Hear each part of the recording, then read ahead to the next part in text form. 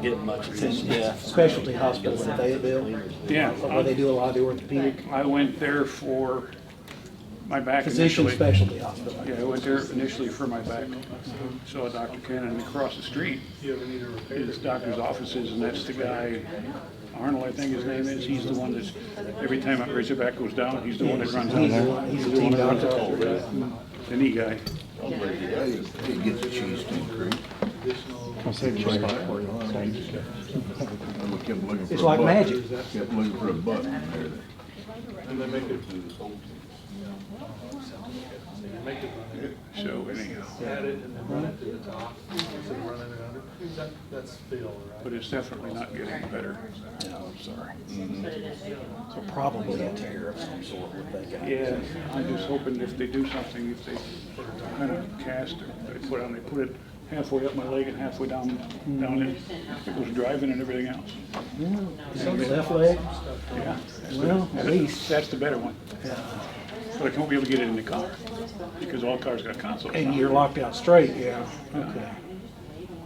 And there's no way I'm gonna be able to walk with crutches with the other leg not well. Now, I've got a walker, a tall one, and you actually put this part for your arms because it's way up. And I could do that with a cast More on. of that. But it's a beast. It's heavy and it's quite a bit bigger than this one. Bennett, how's the Let me tent? know if I'm on. Have you had knees in? I've never had any trouble. How's the tent? It's good? Oh, I didn't, no, you done it. We're getting some beautiful colors all around. Never had any trouble with it. And I don't know what I did to screw this one up, but I didn't hear any noises or anything. We You go did. down, you didn't twist, you didn't, We brought groceries in the house on a Sunday and sat down and couldn't get up when it's time to get up. I'm gonna have to get a generator though to keep my Dr. Pepper cold.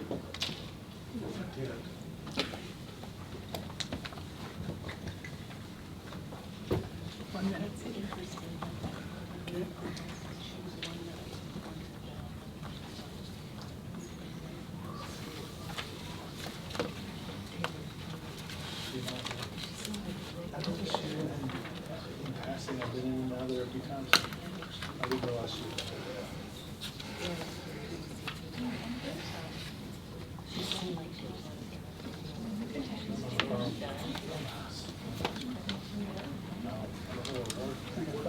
Yep. Okay.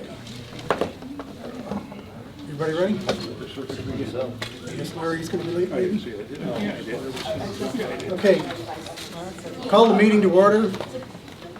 Bella Vista City Council Work Session for the 19th of September. As usual, I'm going to jump around a bit because we have some guests here. So I'm going to go to discussion items first, elected officials salary study. It's that time of year again, where we're doing the budget, and we have to agree on what we're going to do for elected officials. And I'm going to ask HR Director Kelderman to come up, please. Glenda? I think there are two different things associated with that in the packet. There's one that starts with a page that was just a cover page, that's a 4-year salary history. And followed by a page, a little simple spreadsheet. The simple spreadsheet is just showing you city council pay, city clerk pay, and the mayor pay for the last 4 years, just so you can kind of take a snapshot, take a look at to see where you've been in the last 4 years.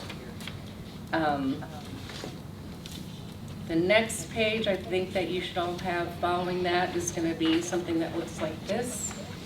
The first one should be city council, and at the top highlighted in yellow, you will see Bella Vista, Bentonville, Fayetteville, Rogers, Siloam Springs, and Springdale. These pieces of paper with these salaries on are from the Municipal League's annual salary survey that came out this year in May. So these were the rates that were being paid by us and by the surrounding cities as of January 1, 2022. So it gives you a snapshot. So each one of these is going to show you our Northwest Arkansas area at the top, And then followed underneath of that is just all of the other cities that participated this year in the Municipal League study. The first one is City Council. The next one you'll find in the packet is going to be the City Clerk. And you will see some of these are part-time and some of them are full-time. Where I ran averages over to the left, I only included the part-time in the clerk because that's different at each city. So I only compared and averaged the clerk's pay based on those that reported part-time positions for the clerk. And then the last one in that grouping is for the mayor. And again, the averages over to, I guess it's, you're right, are gonna be averages for just the Northwest Arkansas area. Other averages that were done by the Municipal League are based on population, and that's down at the bottom of each of those pages. And then Peter also had included with this packet some information that Doug prepared last year, and just added that to this so that you could kind of take a step back and kind of look at what you were thinking through last year when you were reviewing the salaries as well. Are there any questions about the materials? This Okay. one page near the end is your recommendations of what things should be. I'm sorry, say that again? I'm trying to think what, page 67 to 71 says something like recommendations. That's what your HR is saying it should be. No, that's what Doug, That was from Doug's study. That was from last year. We Yeah. did a 2-year. Okay. And Yeah. we said, over the next 2 years, we just did half of it last year. Right. so we don't need this info settled now, but I'd like you to start thinking about it so that when we meet in October, because the way we're building the budget this year is a little different, in as much that we have every single city employee's job being rated by Johansson Group. And again, to get us in line, because as we know, inflation has hit, and we need to make sure that we're in the right place. Plus, they're going to put a STEP program in. STEP means if you've dealt with unions at all, there's always a STEP program, which means other than having a minimum, a midpoint, and a max, you've got steps in between so you know how to place somebody, usually by longevity. Because what does midpoint mean? Don't know. And so we're going to have that all laid out for you as well. I don't expect Bruce to have that finished until November. It'll be the very last thing that we're going to put into the budget. But if I can get it in October, that'll be better. So if you could spend some time and have a look at this, please. And then we'll visit it again next month in the work session. And you can share your thoughts. You can do some deep dive analysis. Doug, I think you've done your fair share. But I just wanted to bring it up so that you got the data and you could look at it and study it for the next month, okay? And I'm not saying this is a recommendation at all, but when we did it last year, we did kind of do a 2-step, right? Yep. So you're not recommending a number right now for any one of the 3 positions, but you might want to look at the number that would be targeted for this year and maybe start there. Could go either way. I'm just saying, if you were kind of wanting to say, well, what is the starting point, you might use that. Sure. And I don't know what the other cities have done. I haven't shaken the tree to that regard yet, because we can only guess what they might do this year, what their increases might be. It might be higher than what we projected it might be, so. Glenda, the COLA is 5? For this year, Yes. we're kind of looking at that. I get stuff almost every day from HR organizations, and they're anywhere from, they anticipate this year's increases are going to be, or going into next year will be 4%, some are as high as 7%. I think everybody's just guessing right now because, with inflation here, whether we, whatever that means in different areas of the country, we know it's here. And it's gonna be hard. Even the Johansson Group, I've kind of been trying to keep prodding them to try to give me some idea. And he said, you've got the same problem everyone else does. An example is, looks like we're gonna lose 2 more of our street department employees who got their CDL license not very long ago. They're getting an increase of, I can't even remember, but I think it's at least $6 an hour, which is life-changing when you're at that level of earnings. And that was one particular position that the Johansson Group said, we're seeing a real big push across Northwest Arkansas to really push those minimums up for starting wages for those people, because there are so many construction companies and delivery companies who want, they want our people because now they have CDL, and that's becoming more and more valuable. Because a lot of people can drive a pickup somewhere, but not everybody can drive a big delivery truck. Yes, Larry? Do we have any criteria in the street department for once they get their licensing like we do with the fire department? Is there any provisions in there similar to theirs? Yeah, they So get there's some longevity after they get that they're obligated? they get an increase immediately as soon as they get their Well, I CDL. understand that, but we have some ties with the fire department for training of so many months of service after that, I think. Isn't there something in there, something in our personnel manual about that? Not for streets, but No. we were no. talking about it this morning, but yes. For We other have something areas. about, for the fire department staff. Yes. We have the we have the educational benefit that we provide. Right. And if they don't, they have to work for us for a period of time. Otherwise, part of that is refundable to the city, right, Linda? Right. The college. That may be what you're thinking. That's what I'm Yeah. thinking. But Yeah, that's the they, college. they get increases for each of for different achievements that they have, like from, for example, one example is just when they go from an EMT to a paramedic, they get a very large increase. Right.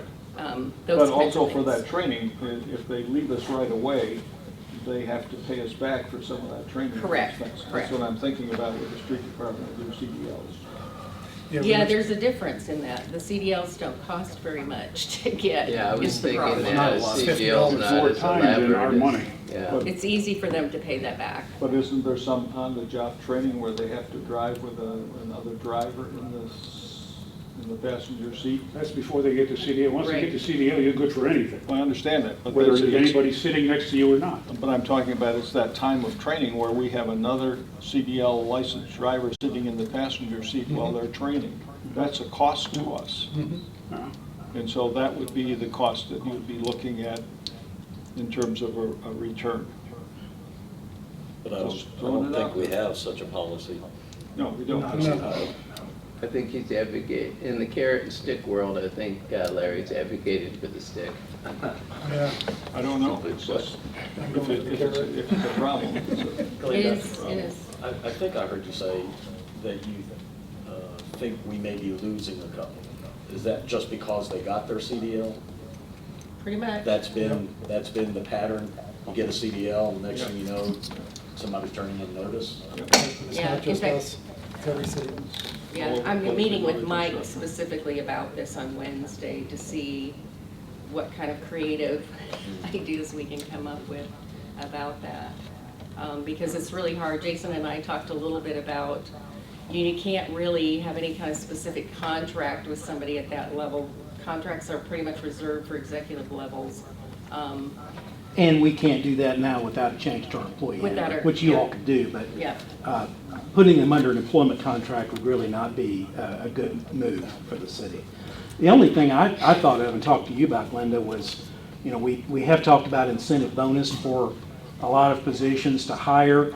And the only thing I could think of is that if you make it significant enough, but make it only payable after a year of service or Correct. 18 months of service or something a little more extended. Of course, you'll have to make that a lot better incentive, but that might be a tool. But yeah, it's tough because when you're talking about $4, $5, $6 an hour, times 2,080 hours is a lot of money. And a lot of these people will probably lose that job, you know, when it slows down, but they're not thinking about that, or their benefits might not be there or be as good, but they're looking at putting food on the table. So, But like I said, the Johansson Group was talking to me about it last week, and they said it's a struggle for everybody in this area right now, because we don't have a lot of people looking for those kind of jobs moving into Northwest Arkansas. A lot of it's, you know, professional level employees who are coming in to seek employment. Anyway. Okay, Glenda, while you're still here, I'd like to go into the handout that was given to you tonight from Larry regarding a one-time stipend of $1,500 to dispatch. I'm sorry, Jerry. So I'll kick it off. The word is already spread that we're doing this, and we have some employees that aren't very happy who are right on the front line, like the CDS folks who are basically saying, I'm out there every day. But I've got the dispatchers that are sitting in a bunker. So what's wrong with me? And I think we're opening up a can of worms here when we're about to do a full-blown study that's going to actually raise their salaries. Remember, this is just a one-shot deal, and then it's done. So I'm very hesitant to support this. I understand the good intent, Jerry, and applaud you for it, but what about everybody else?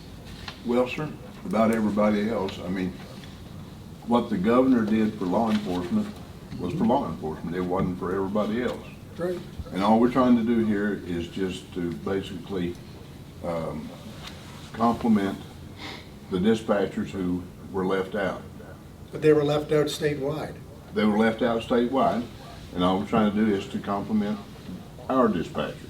But then you're not being fair to everybody else. Well, Mayor, you know, if you think you got a heart attack or a stroke coming on, call the street department, call CDS, and see what happens there. But if I want a house built correctly that's not going to fall down, I've got CDS. Well, that's They not the same situation. I mean, these people are in a life-saving position. And I'm sorry, but CDS is all good people, all hard-working people at the police, or at the street department, but still, yeah, these people are in a life-saving position. So, as I said, if whenever you feel that medical emergency coming on, you know, you can call one of them, but I don't think the results will be the same. Well, in the time when we're trying to do retention, and we're already here that people are leaving for money. Well, Anyway, I'll let others chime in. Jim? Well, you couldn't pay me enough to be a dispatcher. And here's the deal. Your phone rings, dispatcher picks it up. You need an ambulance. Dispatcher takes all this information. Ambulance goes out. And dispatcher has to keep track of what those guys are doing. So that's one call. While they're out there, there's an accident on 71. So he's got to send an ambulance, usually, a fire truck, 2 or 3 policemen. So now she's got an ambulance over here to worry about, policemen, firemen, ambulance over here to worry about. Then she gets another call for domestic disturbance. So she's got this batch to worry about, that batch to worry about, that batch to worry about, and now she's got a disturbance.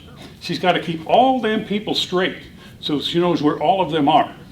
But we have more than one. I understand, but you only got 2, and it sometimes. You've got 3 now. Okay, so you got 3, but the principle's the same. There's a lot of stuff going on, and those folks are supposed to keep track of everybody who was out there. You get out to a scene, all of a sudden we need a record, and you got to make another call. You get another accident, you get a fire. It's happened before when all of our ambulances are out of town, or we go covering for Bentonville and Rogers. So, you know, these folks keep a whole lot more balls in the air, real time, than, you know, like Doug's group, you know, they can wait a day or half a day to go out and do one of those things. Dispatchers are right there. There's so much pressure on them folks, you wouldn't believe it. And while all this is going on, people are still walking in the door and the phone's still ringing.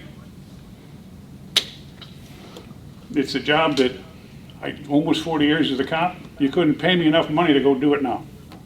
Well, and as I've said in the past, they are the front line of defense for our guys on the street. They are what's responsible for the guys on the street going home every night. They're keeping track of them and the situations that they're in, and hopefully preventing them from being in a situation that's not going to, that's going to prevent them from making it home tonight. So then we have a terrible snowstorm. Who are you counting on to make sure that everybody's safe? It's the guys driving the plows and sand and salt trucks. So if we So don't have. nobody gets hurt. So we don't have any snow this year, then what? I mean, so they don't have to Oh, come drive. on, Jerry. Well, I mean, when we start taking the ifs, I mean, if, but these are real situations that these people deal with. And so do the code enforcement people, and so do the building inspectors every day. And the building inspector has to show up on a certain day because the builder's expecting to pour cement or do something else, and he has to wait for that inspection. And if the guy just decides, well, no, I'm not gonna go, we're not gonna have a happy builder. You know, it's all relative. I know the dispatch very, very well. I'm in there a lot. But I also ride with the guys on the dump trucks. And I go out in the streets, you know, with the other folks as well. They all are very, very proud of the job that they do for our residents. So if it's just me, then that's fine. But I feel as though we're leaving out other very important people, everybody else in the city, who is facing the customer all the time. Yeah, it's, you know, there isn't anyone here that doesn't support our police department at all. I mean, we're all very pro law enforcement, police, et cetera. What's uncomfortable to me, or what I don't like about this, is somehow an action that the governor took for our police officers has now come down to a local level, and it feels like it's pitting us locally in some type of opposition to our dispatchers. And that just isn't the case, but that's what it feels like is happening. I know dispatchers, you know what, I haven't spent a ton of time in there. I've ridden with police officers several times, and I have been in there while they're operating. And I fully appreciate them. But I've also talked to other department heads, and like at our street department, you know, it's not hard to put those people in perspective. I mean, you know, we talked and gave, what, 4% raises in addition to whatever their salary increase was that for that year, and you do 4% on top of what they were already getting, it's basically nothing, right? Mm-hmm. And those guys bust their humps. It's been over 100 degrees, you know, for a large part of the summer, and they're still out cleaning ditches and putting down asphalt and doing all the things that they do. So to me, I think this feels like a good thing to do. It's, you know, but at the end of the day, I think we are kind of shoving to the side a lot of other city employees and not giving them the same type of consideration, you know. If you have an issue with this, you know, did you start with the governor and see if he would reconsider? Because the issue is really with what he did, not with what we're doing or may not do here locally. So I feel like I know there's a rub out there, and I know it's being surfaced, you know, from other employees in the city, and I think in a way, rightfully so. I don't disagree with that. I don't not disagree with other employees maybe having an issue with it, but still yet, that's where it went. I mean, that's where it started. Is there anything in here that says if they accept the $1,500, but if they leave within a certain period of time, they're gonna have to pay it back? No. No. You know, maybe that's an excellent point. I don't know. Would that be a? No, because the state's not taking theirs back. That poses a lot of difficulties. Yeah, that's not gonna fly. And you know, the legislature passed a law to do this at the behest of the governor, but it was legally adopted by the legislature too. It wasn't a unilateral thing. All right, anybody else want to chime in?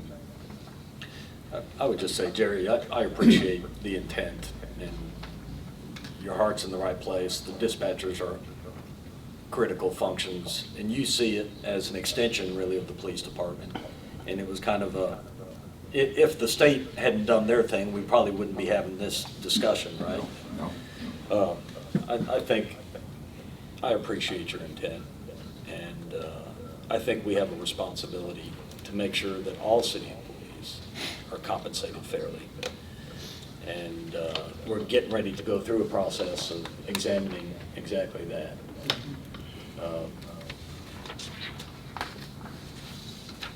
The state didn't come through with any bonus across the board for all city employees. They did what they did. The governor did what he did. May have left an important part of the public safety team out of the equation there.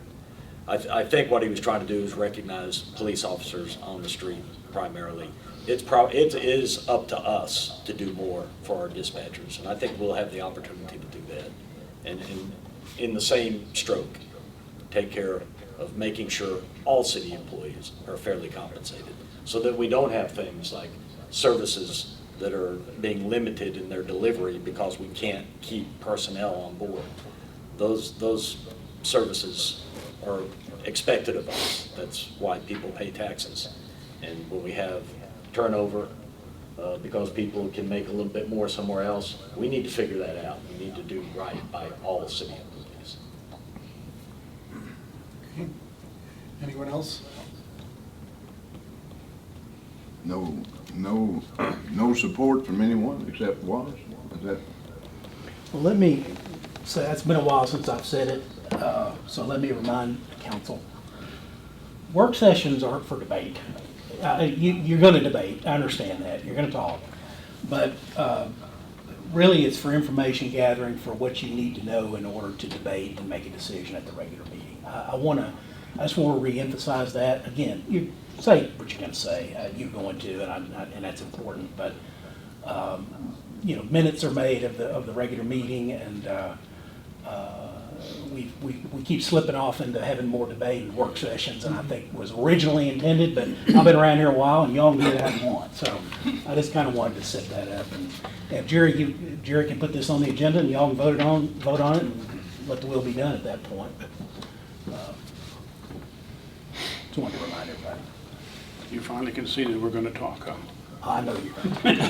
Well, I've always known you're talking. There you go. Not much. And the discussion here, while being Not much. recorded as a work session, is really not in the official minutes of the city council. Sure, I understand, yeah, the model, yeah, I appreciate the reminder. Well, and it's not just for any one of you. I know, Really, it's a tough model to adhere to, and we need reminders from. and it's easy to debate when it's less formal.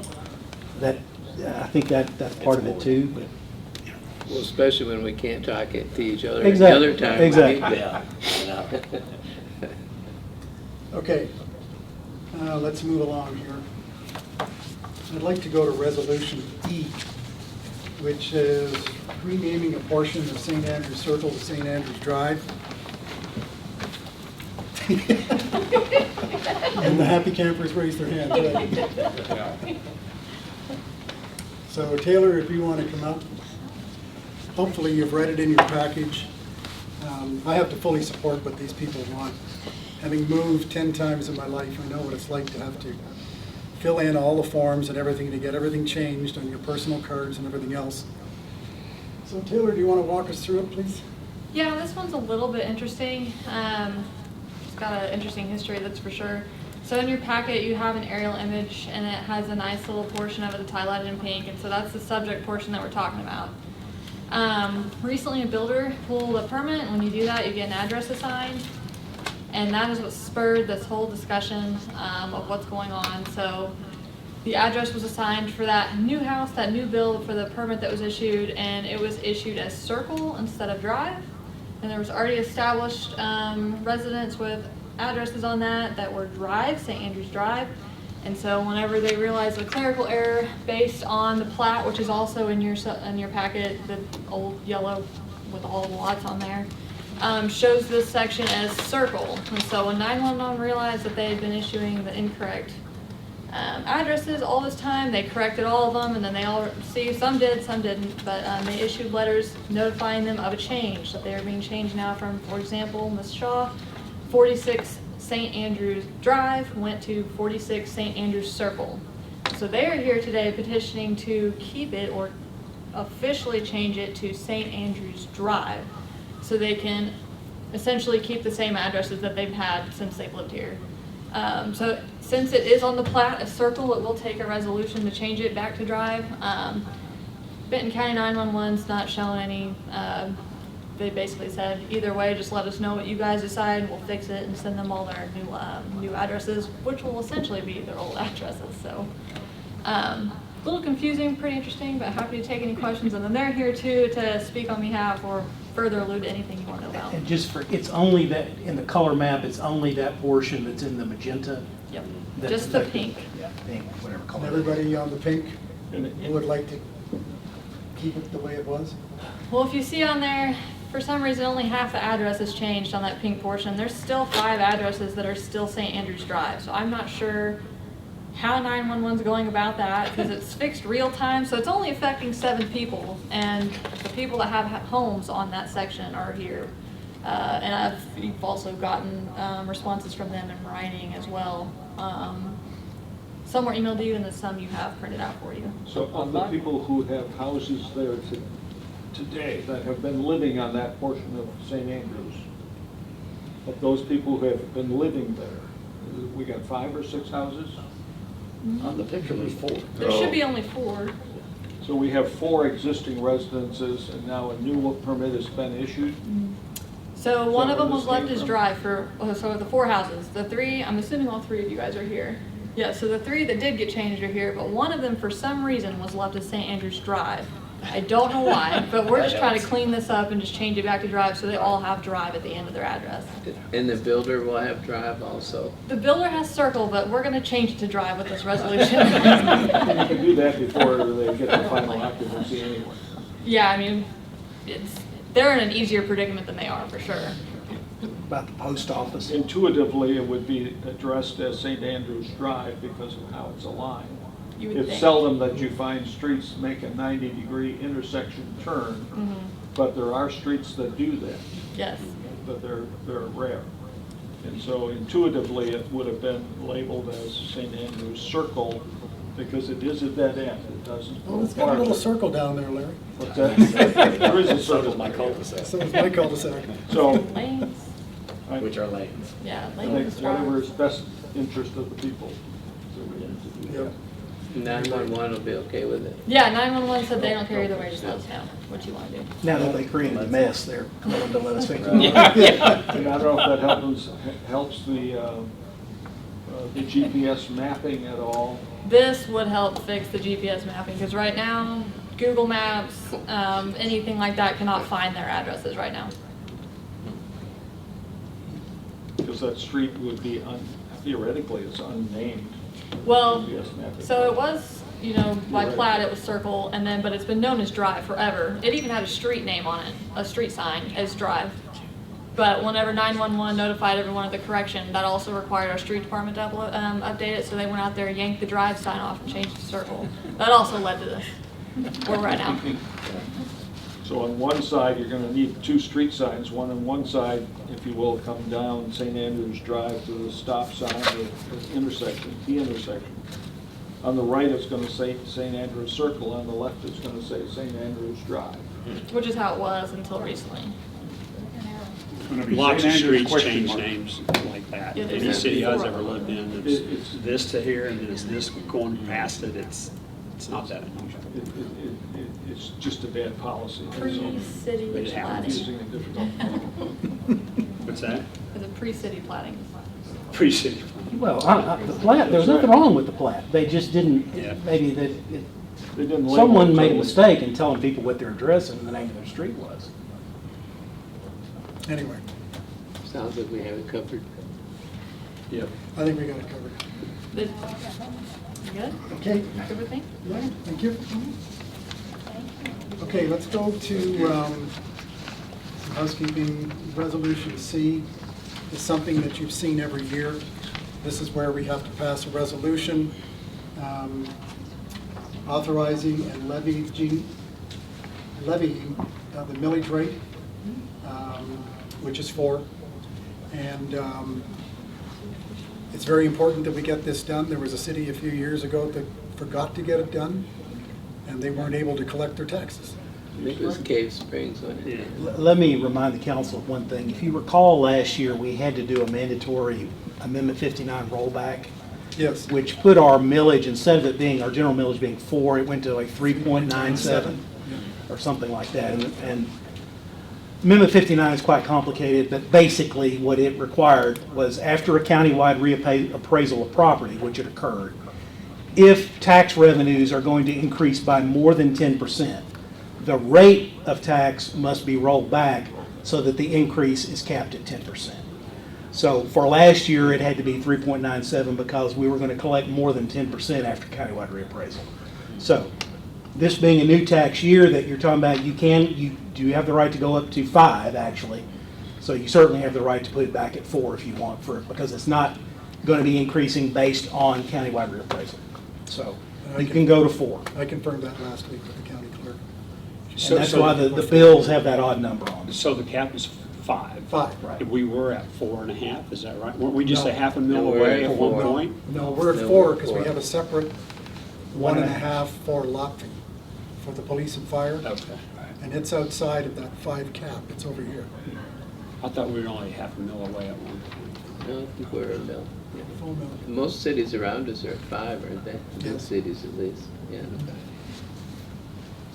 So, and then Resolution D, do you remember IT John brought a contract for Blue Guys IT? Yes. Well, it turns out, You guys turned green? no, they were on a, we thought that they were on a We felt they were on state procurement state contract. procurement, and they were not. They were not. No, they had an account with the state, but they did not have a state procurement agreement, and so there was confusion from their part. So my understanding from John, after talking to him and talking to how we could not enter into that deal as it was, because there was not a state procurement, there's actually, they participate in a cooperative purchasing program, which we can participate in. And so what this resolution does is repeals that prior authority and changes it to the purchase pursuant to the interlocal purchasing agreement. And there is a few dollars difference in that, maybe like $1,500, $2,000 difference. I don't hold me to that. I can't recall the other amount, but we couldn't do it the other way. So we need to repeal that and do this if we're going to do it. Couple $1,000 more, not less, right? More, yeah, we pay more. Well, Never less. our action last time was actually an inappropriate action because we hadn't bid it and it wasn't on the state bidding list. It was just based on a false incorrect information. No, there was no intentional No, it wasn't misleading. intentional, it was just. And so when you're making a purchase of that size, you've got to do it by competitive bidding, waive competitive bidding by ordinance because of unique circumstances, or purchase it through some other exception. One of them is a cooperative purchasing agreement. So that's what this does. So we're correcting a fault, Paul. We're fixing it. This would change the millage from 3.97 to 4.0? No, No, that's the prior No. resolution. We Oh, that was changed, the other- that's goes a to, different resolution. this is the IT contract the where IT. total, IT. I'm sorry. yeah, All right. sorry. Can I backtrack for a second? I'm sorry. You guys left me behind, left me in the dirt, okay?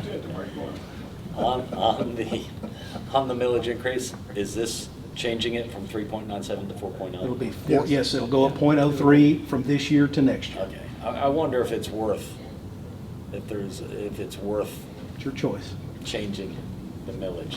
Well, because we, 3.97, it looks like a tax increase and there's no. But it No. goes back to what it was before. No. Before. No. No. It was for the previous year. Right, and it rolled back, you rolled it back, you had to by law. Right.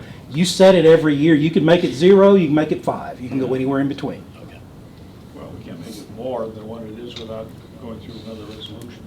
This is what you're doing now. That's You're what they you're setting it for next year, so that's what this Yeah, every is. year you have to Moved do a it to full. resolution. Okay, I thought we had to do something. What's the deadline on that? November, November 1st. So, so the county can get it on theirs to Yeah. turn it in. That's right.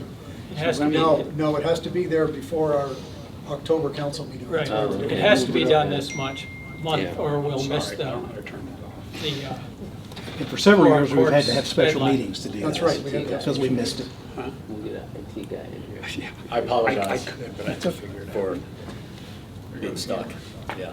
All right, we're on the IT stuff. And I'm back. Okay, the IT stuff, we're Yes. finished?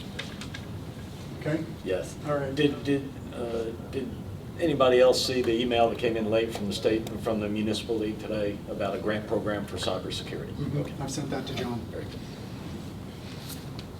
Okay, now let's go to the two ordinances in the beginning, A and B on STRs. First one is Doug Fowler's updates based on the special meeting that we had. And the second one is Steve's, and I don't think you changed it at all, did you? I did not. All right. So, Mr. Fowler, do you want to walk us through, please? Okay, so, speaking of informational, just a few stats, if I may, that are available to us through Granicus, okay? I'm getting more confident with what they provide to us, and I'm just talking about understanding the data. You know, I said it's kind of my life for my last 25 years of my career. Whenever you get data, it's not always just necessarily, you know, straightforward, clean, and understandable. You've got to go through some steps to ask questions, et cetera. And with the latest data that we have, I had noticed that I knew some properties had recently been transitioned to STRs. Those properties were purchased, and when I went into the county records, the owners listed on the county records were still the prior owners and not the new owners. And I had a question about it. Well, how often do they update that? Do they ever go back and do they update it, or once they log it, does it stay logged? Brandon Kelly, who, you know, in his company, they manage the A&P Commission. So what they did is they went to the county.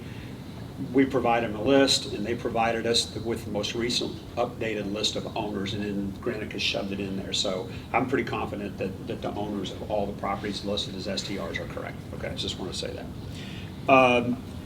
So currently, and I had Jason, whenever we got together last week to massage, rewrite the document that I proposed, change the number of STRs approximately 350 to 400 to like 460 to 480. The number's kind of been bouncing around for the last couple of weeks in between 470 and 477. I pulled the latest data this morning. It was 471. So that's the number that they have logged right now. 405 of those properties have been identified. In other words, Granicus is located. They know where they are. They have street addresses. They have ownership names. They have parcel numbers associated with them. There are 60 of those properties that are still being identified, where they are, what the property address is, who the owner is, et cetera. So they have to go through that, and then 4 researching the owner. So you can imagine whenever they identify a short-term rental on one of the booking sites, they know it's new, they know it's there, but it takes some time to identify it, right? Because they use this recognition software to do that, and whatever else they do. So the 60, they think are in Bella Vista per They se. are in Bella Vista. They are in Bella Vista. It's They just are. that they can't put a tag on them as to what house. Where number they and are, what street. they have to find them. Because, you know, when they're listed on Airbnb, VRBO, or whatever, it doesn't give you an address. Right, says- It just maybe gives you a general vicinity or something like that, but not a specific address, so they have to find it. So, just, I'm gonna go through this hopefully pretty quickly here. 71, this is just for an FYI, 71 LLCs own a total of 91 properties of the 405 that have been identified. And 14 of those LLCs own 4 to 2 of the properties, which I thought was pretty interesting. What, 2 to 4, you mean? 14 of the LLCs own 422 properties of the 71 LLCs that own properties. But there is a total of 91 properties owned by LLCs, not individuals, LLCs. Could be an individual with an LLC. 299 individuals own 314 properties, and 14 of those individuals own 3 or 2 properties, okay? There are 73 streets with multiple STR listings. The multiple STR listings on the street could be from 10 to 2, okay? But more than one. But more than one. The rest are owned individually. There are 106 STRs on the east side, 98 in central. There are, and these, by the way, these do not overlap the numbers I'm giving you right now. So 106 on the east side, 98 in the central. There are 53 courts and townhouse STRs. There are 36 Loch Lomond / Windsor frontage. There are 30 no wakes Wait a minute, lakes what was frontage. that, 36? Loch Lomond, Windsor. Okay. Loch Lomond, Windsor frontage. There are 30 no wakes lakes frontage. There are 17 courts and townhouse subs, which is golf course. That's different than the other one I gave. Those are golf course STRs. There are 16 STRs in the Bella Vista in the Highlands. There are 14 Shakespeare and Brompton courts, 2 at Windsor courts, 2 at Bella Vista area or section land, whatever that is, I don't know, and 1 at Tanyard Creek's courts. And then there are 27 right now, and I don't know the answer to this. They're not assigned. They have addresses. I looked at them. Why they haven't tagged them with one of those right now, I don't know. Maybe they're in the works of doing that. Because you got to imagine, somebody's sitting there manually by doing this and researching all these, so maybe they just haven't associated those there. I had a question for you about that. When you were reading off, you said there's 106 east side, 98 central, and then you didn't give a number for west. There's not a west. It's Okay. the Highlands. Okay. Yeah, So, I got the Highlands number. so obviously there's Loch Lomond and Windsor, which you consider that the west side. Well, those are separate than obviously the Highlands. So the Highlands, they designate as west of 279, is that their Highlands designation? Well, the Highlands is out by Highlands Golf Course. Well, yeah, the Highlands Gate, I guess, as you get past the Highlands West Gate. of Highway 279 Right, generally is right, with the Highlands area. There are 88 properties with 10-plus occupancy. There are 166 properties, which would include that 88 with 8-plus occupancy, and 140 residences, or STRs, is the most common occupancy at 6. So there are 140 residences with a maximum occupancy listing as 6. So that's just some stats for you. That's kind of where we are. And again, there are 60 that are not included in these numbers I just gave you that are still being identified. Did you have a stat for how many are live in, where the person's living in No. the house? Yeah. I don't have that. No, I don't know if they break that out. Okay, from the last proposal, Jason, Doug, and I sat down last Tuesday, I believe it was, Tuesday or Wednesday, whatever it was. Taylor and Megan were not able to be there, so it was just the 3 of us. And so we changed it, again, from, what was it, through 350 to 400 to 460 to 480. One of the additions, and again, this basically came from the special session that we had and all the feedback that we gathered. A couple things might have still been a little bit, I'm going to call it up in the air, but directionally I think we captured what we were discussing. In Section 3, Part B, we added, in addition, proof must be provided that the septic tank has been pumped within 2 years prior to the date of application or reapplication for renewal. That was part of the conversation that we had with Richard. That was a recommendation of his. In D of Section 3, we changed, and I don't what was the application fee? But anyway, we changed the application fee to $150 for a short-term rental that is not owner occupied. It's actually E. I'm sorry, E. Did I say D? You I'm said sorry. D, it's all right. It's E. Yeah. $150 that is not owner occupied, and $50 for a short-term rental that is owner occupied. That's got a typo in it too, I've seen, so I'll fix that. Okay. Reapplication shall comply with the requirements of the section, except, this is part F, by the way. Reapplication shall comply with the requirements of the section, except the requirement for an on-site septic system inspection certification shall only apply every second year. Yeah. Question for you, if it's a 2-year permit and the inspections are required every 2 years, You could have it done in the off year.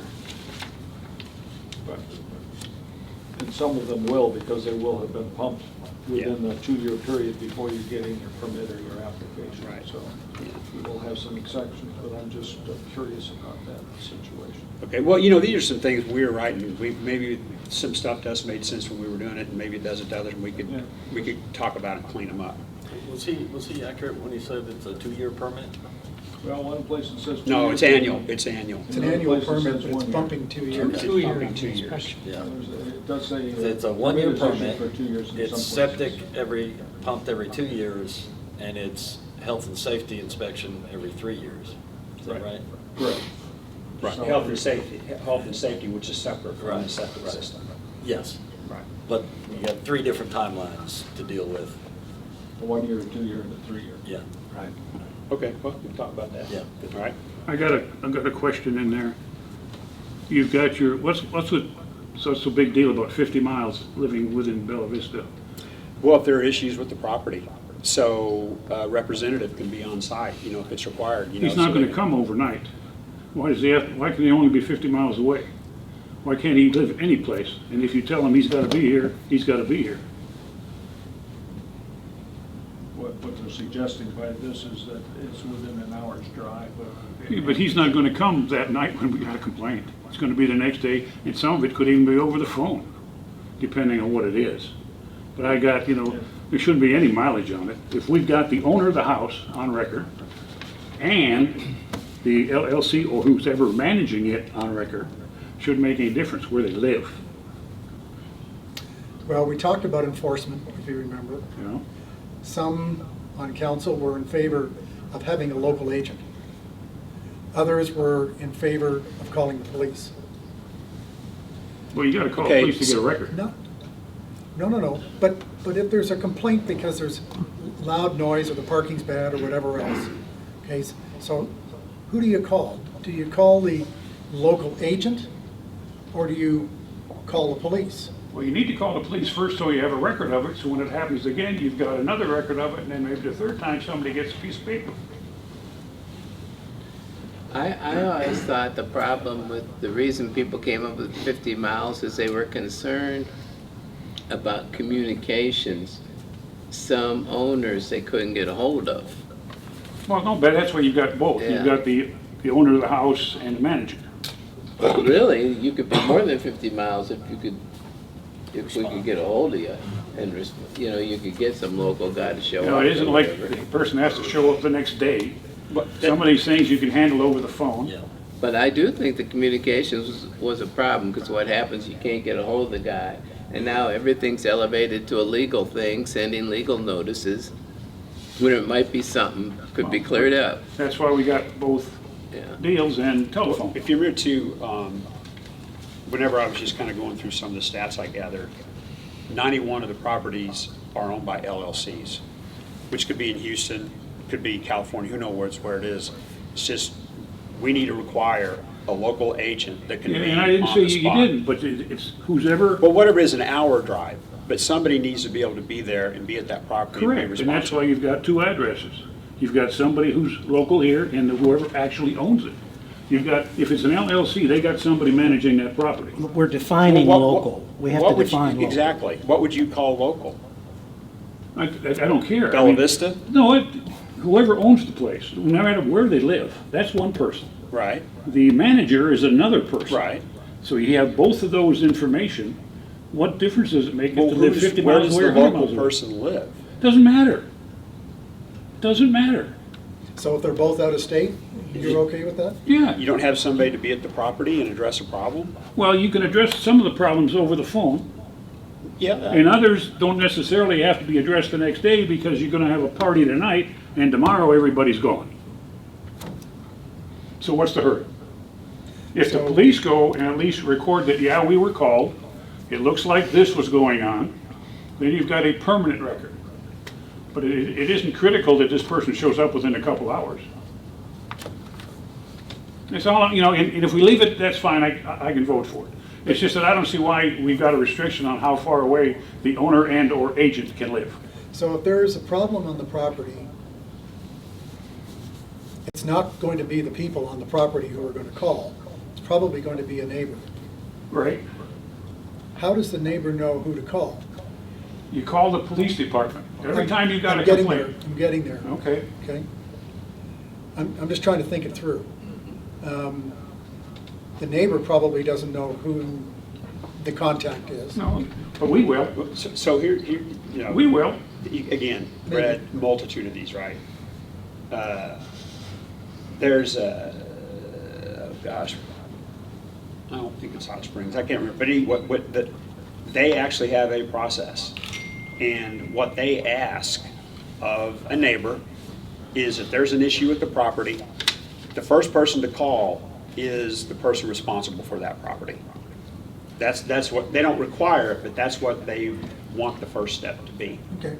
Not to put, I mean, unless it's just something that's completely out of hand, right? Well, and that's why people But if aren't you've calling got now though, because they don't want to be noise, identified. You have noise or parking, or you have whatever it is, that's what they want the first step to be. And, I'm sorry. yeah, go ahead. You're right, because I've been talking to some people who are complaining next door. And they don't want their name appearing anywhere because they're afraid of some sort of Yeah. retribution against them.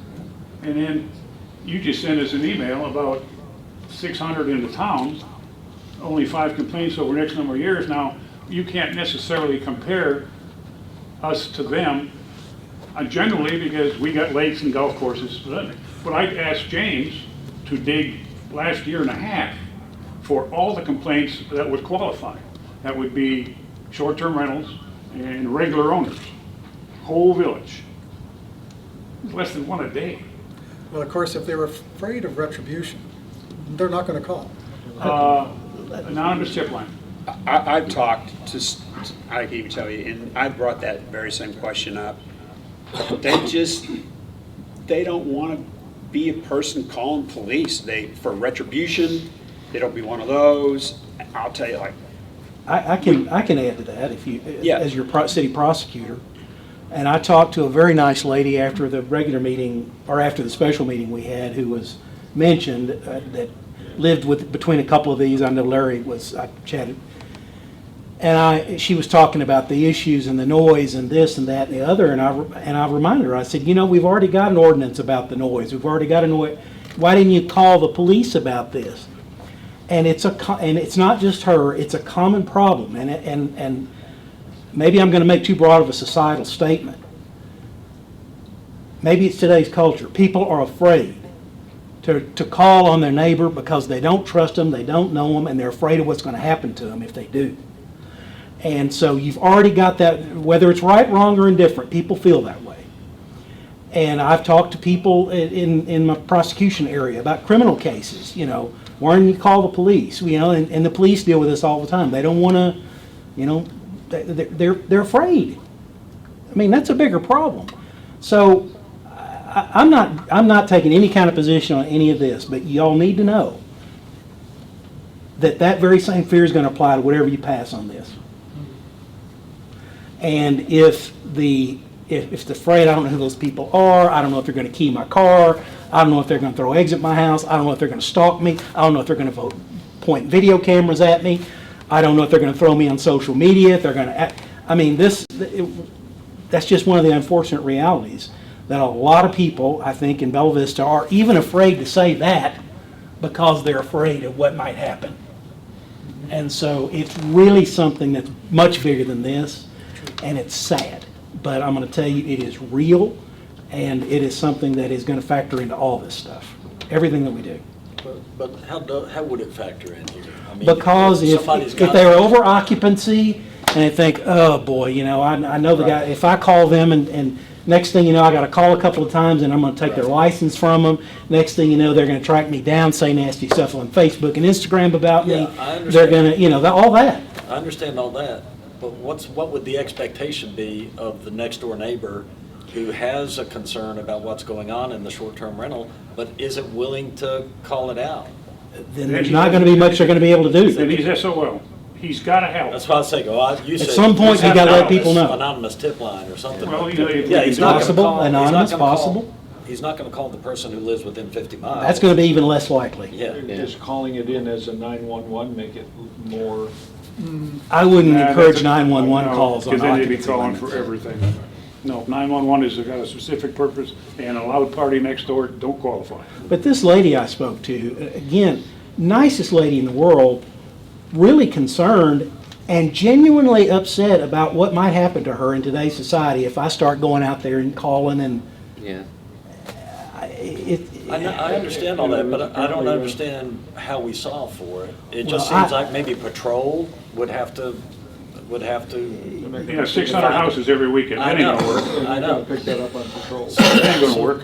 So for the situation where somebody's not willing to make the phone call and say, there's a problem going on here. they're gonna sit back and hope maybe somebody else will call. Right.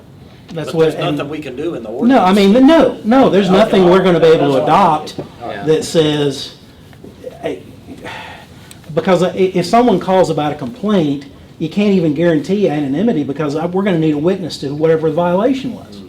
Yeah. So think about it, if they challenge it and come to court, I'm gonna have to subpoena them into court to come in and testify and look at somebody sitting at one of these tables saying, yeah, that house had this or that or the other thing. And that's that's something a lot of people just don't wanna go down Yeah, over something like understood, this. But theoretically, if it's a police officer that's gonna respond, they can drive up, if it's a noise complaint, they can drive up with the radio, with the window open, and can they hear the sound? The police have to know to drive by that house. Right. They still got a call. They need that call.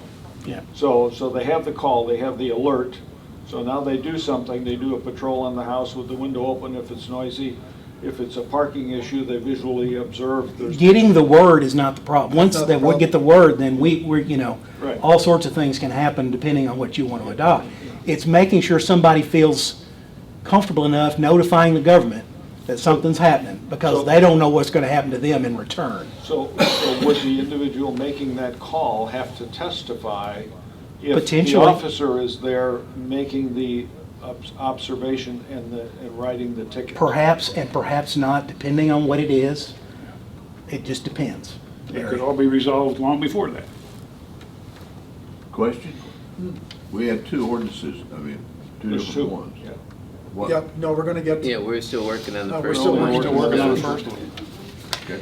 Well, a corollary to really what Jason Kelly said was this is a change in American society. The number of females living alone is way higher than it ever used to be. It's not just widows, there's all kinds of females living alone. And I've noticed in the consumers, residents that have complained to me that females are particularly intimidated, this concept of there's somebody different every weekend next to me and I don't know who the hell they are, versus your neighbor who, oh yeah, Well, you that's know, Joe you and see them Mary and I every day. at least kind of know them, you know. So, police are called, they come out. I guess I would assume they would have the ability of identifying or knowing whether this is an STR or not, right? Or they would probably know before they're coming. Well, the list would be available Yeah, to them. right, because exactly. of that purpose. yeah. And police, I mean, is it appropriate for them to call the person responsible for the property and tell them they have an issue they need to respond to? You need to get to the property and you need to clean this up. This is what we observed. Yeah, but you don't have to do it at midnight. You can do it the next day or the day after that. but Well, they're it gone. depends what No. it is, so if it's a noise issue, you want it resolved now. It could Yeah, be, you tell parking them, is so if it's a one noise way issue and the resolved. cop's here, you knock on the door. it could be I way did that more for than a number noise of years. issue. You knock on the door, hey, Right. knock it off, or Right. if I come Right. back, I'll write you a ticket. Right. Period. Yeah. It's that simple. I understand. You just gotta get the people to call, and they're afraid to call, and the first neighbor who goes next door and complains in person ought to be told to move. You don't do that. You don't go confront your problem. And if Doug is saying, well, the recommendation from these other guys, these big guys, is, well, their first recommendation is call the people who own the house, not, the first phone call should be to the police. And all I gotta do is make a log entry or a complaint report. Doesn't even have to be a line long, yeah, I went to thus and so, and this is what I found. And then when it happens next time, bingo, now you got 2. And another time, bingo, now you got 3, and then we go the violation route. Either you clean it up or you no longer have a permit. Correct. But you're gonna have to get with it, you can't just ignore it and let it fly. You gotta actually, excuse the expression, stick it to somebody in order so other people find out that we're not playing around with this. And the principle is the same if we got an STR and the people call, what if it's not an STR? Same You know, difference. the principle should be the same. Sure. You should be calling the cops. Yep. Knock on the door, That's right, fix the problem. yeah. or you That's, get a ticket. that's, and from the government side of that, it makes perfect sense. Well, if you'll notify us, if we know about it, we'll be happy to go out there and help you, Mrs. Doe. Yeah, I know my own mother that doesn't live in Bella Vista, by the way. She's not gonna call the police about somebody making noise. She's gonna she's gonna have her, she's just gonna be upset about it and wonder what the heck the neighbors are up to last night. She's not, I mean, you don't wanna get involved. It's too risky for people. I mean, that's a shame to say that. But, so, that's not an excuse not to do anything, and it certainly is a reason to, and there are a lot of other things you can address, but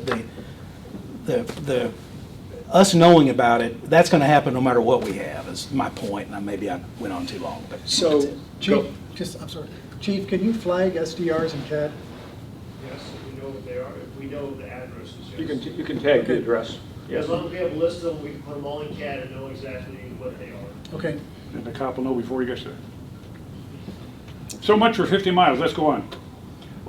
no, I was going to ask, I mean, while we're in here, because Doug and Taylor, you know, we all worked on this together and we talked this through and it made perfect sense why we thought it was important to have somebody responsible for the property, you know, within 50 miles, so they could respond quickly and be at the property if we thought it was necessary. You have anything you guys want to add?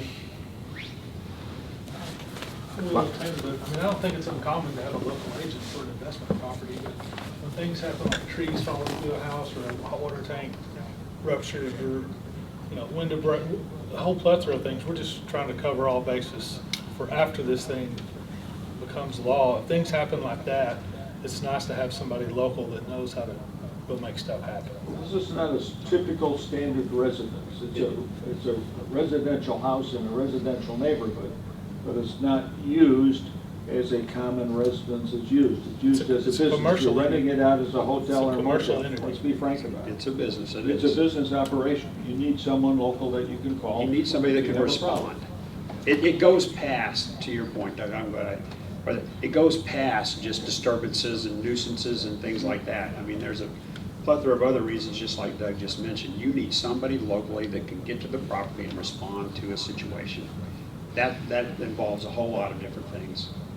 Well, one thing about it, if they were close enough that they had to come out at midnight to deal with the noise or whatever the issue might be at the place, well, I'm certain that would probably have a big impact on who they rent it to in the future, but. What if you have a fire or something that you need something to, who are you gonna call?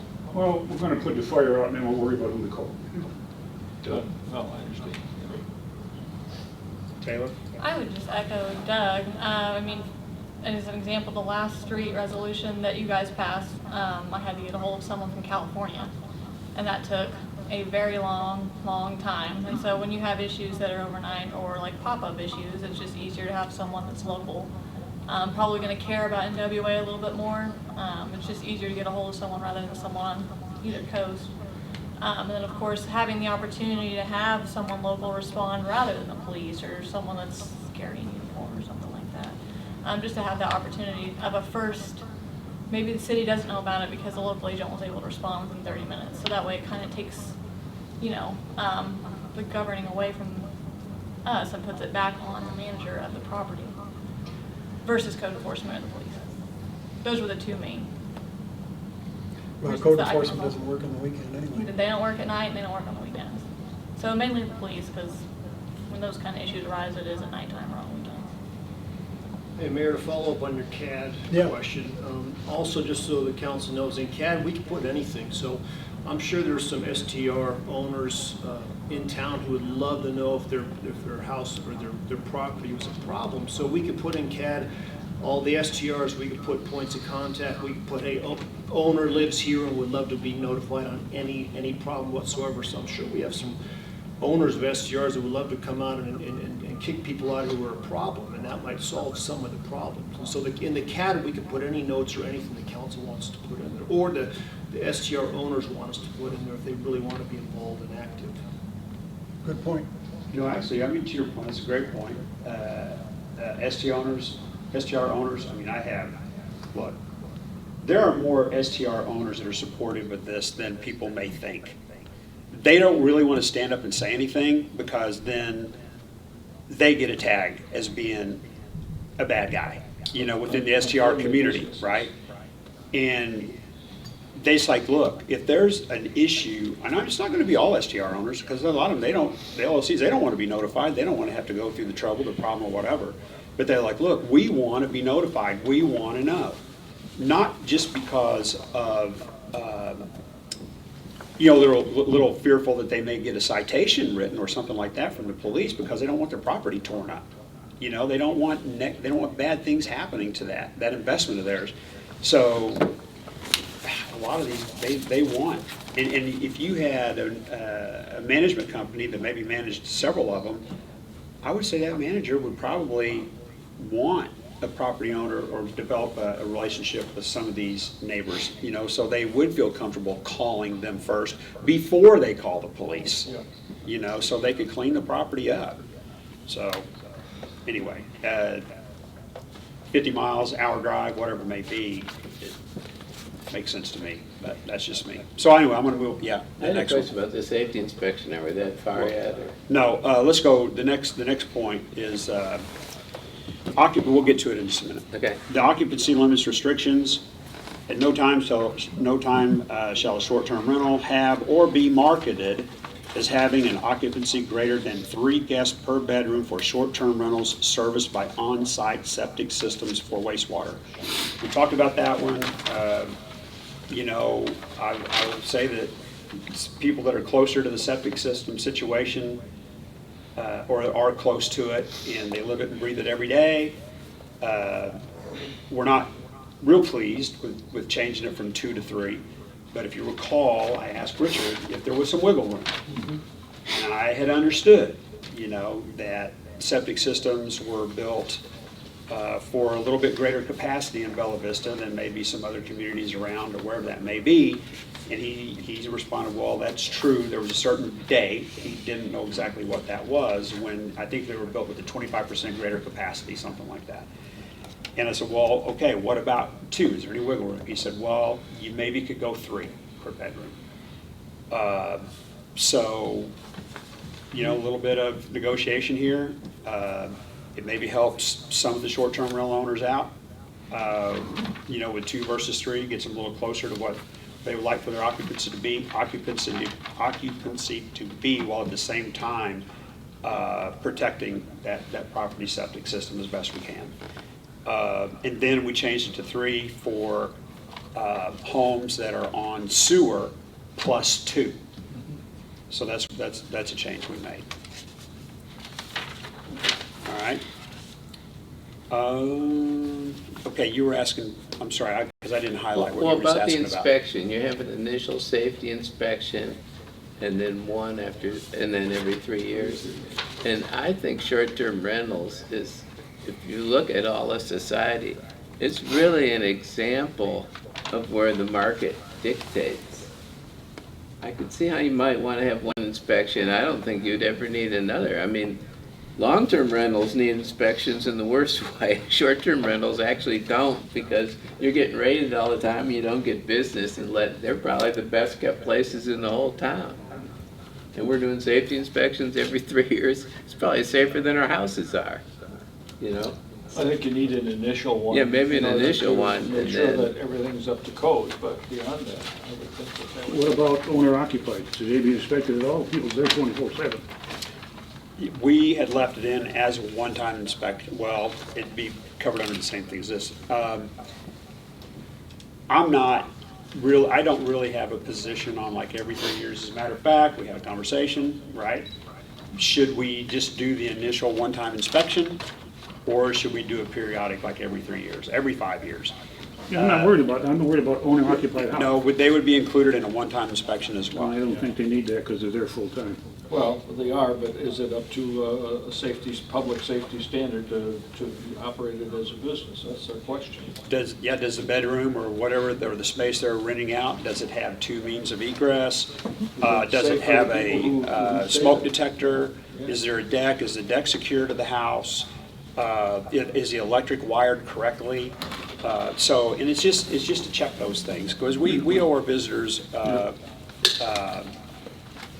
Again, that's not a assurances. deal breaker for me, but I just think they should be exempt. Okay, that's fine. Why do we have to have an inspection at all? I mean, the market dictates that. I mean, the Airbnb and VRBOs, if you don't have those sort of things, if your property's not up to proper condition, it's not gonna be rented. I wonder how they know. But some of those safety things that they inspect for may not have anything to do with whether they get a good rating or not a good rating. No. A commercial entity has occupancy limits and safety inspections, hotels, Yeah, those public, all have that. And this is Transient lodging. public lodging, requires really. that. The most spectacular example I can think of is there were situations on the news in Chicago where the deck collapsed because too many people were on it. People were out partying. I'm sure it never occurred to them that was what happened. They can have People that were all killed. listed too, the way the Yeah. decks are built. Yeah, that's what I mean. Linda? That can happen to any house. Aren't Yeah. there some townhomes where the bedrooms are built into? There's probably between 500 and 1,000 townhomes in Bella Vista with what I call captive bedrooms. They have no window, they only have one means of egress, which is the door into that bedroom. Pretty much all the 2-story townhouses on hillsides, most are like that. Those are unsafe situations, people who stay there unknowingly. That's another thing. So here, we talk about occupancy based upon the septic build out, right? Well, another thing that's in here is the number of bedrooms. Another thing that our inspector is allowed to do when he goes in is actually look at, get their eyes on these bedrooms and determine, are they actually bedrooms? So they qualify. Right. Because I'll tell you, I can go through this list and I can look at some of these houses and I go back and I've done several. I haven't done the whole entire list where I go back into the GIS map and I'm looking at the square footage of the home. And they're saying they have like 5 bedrooms, or even 4. It's highly questionable. Maybe they do, maybe they don't. We don't know, but you can't tell from this. You have to get your eyes on it so you can go see. We have a lot of I don't know what you call it, a lot of people that think they are capable of contractor grade work whenever they're, remodeling their homes and things like that. And they have no clue what they're doing with their electrical. And they're wiring electrical boxes or running wire here or there, and they may not have them hooked up right. So just to make sure, that those electrical receptacles are Properly grounded? yeah, properly grounded. Again, decks, my house is a perfect example, although it's only like 18 inches on one side, 36 inches on the other. It was put up in 1996. Come to find out, all my rim board was rotted out. They didn't put any flashing in there. And my house was like 16 penny nails to that rim board, all rotted, no good whatsoever. You get a home that has a 15, 20, 25-foot deck that have been done the same time as mine or before, and you get 10, 12, 15 people on it, and they're only on deck blocks. The posts aren't even in concrete. It just takes one time for one of those to pull away. So just to get our eyes, and even if it's just one time, just to make sure all that stuff is done correctly. And some people are going to be doing, so maybe we just require another inspection, and maybe it'll be done if a house, if one of these short-term rentals wants to do some type of a remodel, that we get our eyes on during that remodel, and at least it's put into the system so we know what they've done is up to code. So maybe it's just one time, and only a second inspection is required in case a home has been, I said remodeled to some degree. And we have a lot of old decks that were installed on the rim board with only 16 penny nailing nails. rather than hangers and anchors. Doug, did we discuss new construction and not needing that? If it had been within a couple of years, didn't we discuss that? We did.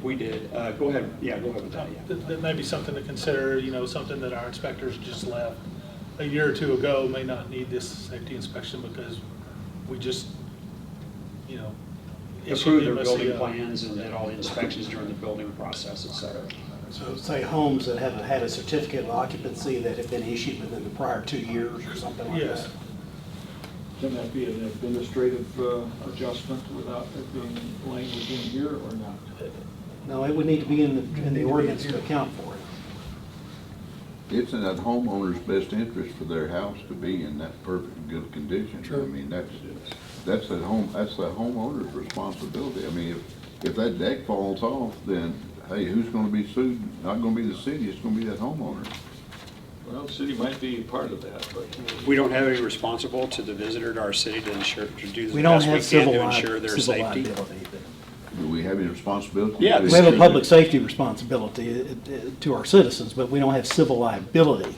No. In other words, they're not going to sue the city for damages if something terrible happened, but Hey they, Doug, what did you say again about commercial properties as far as inspections? What's I mean, they're required and they have an occupancy limit. an occupancy limit and also inspections? And look, we don't say, but these are businesses that are located within our residential neighborhoods in Bella Vista. That is what they are. That's a fact. In single-family residential homes, they are businesses. So I think that you're going to find, it may be some disagreement, but you're going to find that just because it's a residence and being rented does not make it a business, does not make it a commercial establishment. It's still a residence. Well, in terms of. You talking about the owner occupied ones, you mean? Anyway, so if you move from your house, John, if you, for whatever reason, you decide you want to move to wherever, and you keep your house and you want to rent your house out as a short-term rental to keep the mortgage paid or whatever, it's not, that doesn't make it a commercial establishment. y'all are drawing a distinction that legally doesn't particularly matter. But you can regulate health, safety, and welfare, whether you want to call it whatever. You want to do something with short-term rentals, you can. Whether you want to consider it, I mean, because we're not going at this through a zoning method. So that would have a meaning if we were attacking this through conditional use and defining it and using it that way through zoning. But this, Now- I think I would direct us to not go to, have to go down that road. To your point, Jason, the ordinance that was put forth, because we are going to have to redo our zoning, or we're going to propose. It's tabled until October, it's to- one of the two, yes. Okay, to make To add it to the table of uses and to permit it, short-term rental table of uses within R1, Mm-hmm. R2, R3 zoning, et cetera. I Because I right would now say, it's- I'm not trying to say anything controversial here, but it's possible that this current, some of these short-term rental uses, such as a party facility or a wedding facility only, that it's not particularly being used for overnight accommodation at all, I think there's a very good argument to make that they're already in violation of our zoning ordinance and can't be operating. I would agree. If we don't adopt one more thing, I think that could seriously be looked at. Now, the overnight part, that changes it, because you are adding more residential characteristics to it. But if it's just to lease it out for a wedding on the lake, and it's from 10 to 2, we've got zoning requirements now. But again, that's something to consider no matter what you do. Okay. All right, moving on. Now, Go. one statement about the occupancy limits and restrictions. It does not include or restrict family gatherings to take place. That's a different animal than what you've listed here. So family gatherings, if Waz wants to take his family to a house in Bella Vista. Yeah, that's only two of us.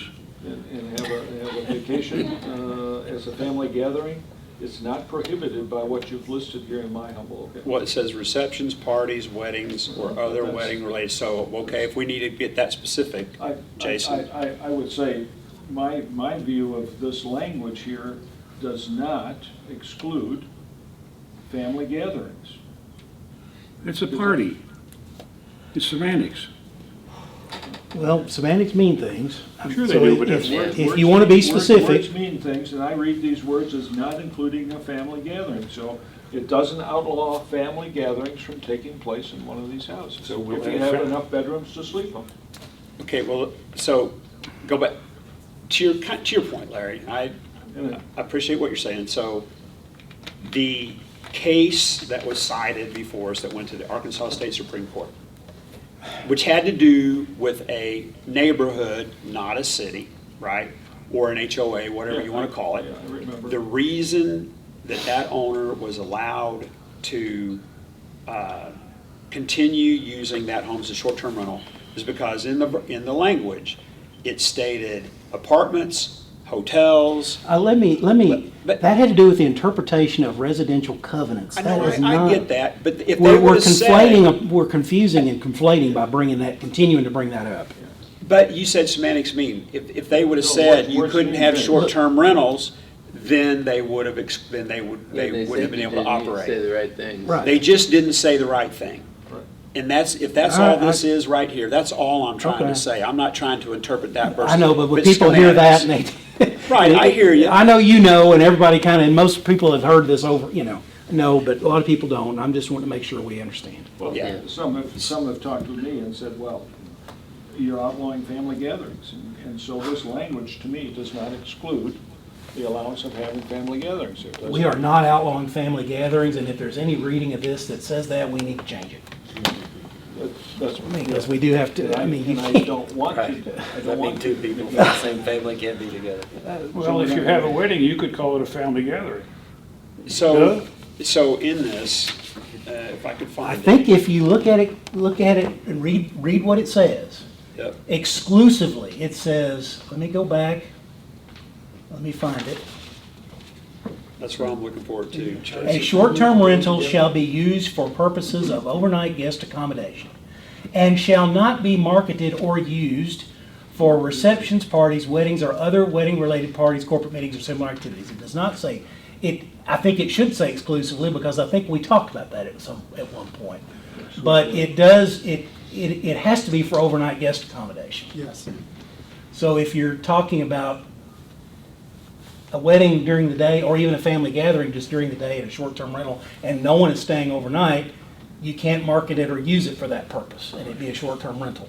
If your capacity is 8 people and 8 people are staying there, 8 people can have a party, right? Right, if they're staying overnight. Yeah. Or if anyone's staying overnight, not necessarily 8 of them are staying Well, overnight. they planned it We need before that they word. got there, or it happened after they It got may have there. been spontaneous, may have been planned. No, but if they're all family, I mean, you're not gonna charge your family to. Or you can't take the ones that are falling down drunk that thought they were dancing till you kicked them in the head. Can't count those guys either. I only charge relatives I know. You never heard that before? Can I make a suggestion? Please. No more jokes. Keep it simple. Yep. Yes. Whatever you do, keep it simple. I just know because we go in these rabbit holes and everybody just goes, I don't even know. We cannot have an ordinance that people feel that way. Because it's not going to be effective, number one. They're going to get mad at all of you. To be quite Fair honest. enough.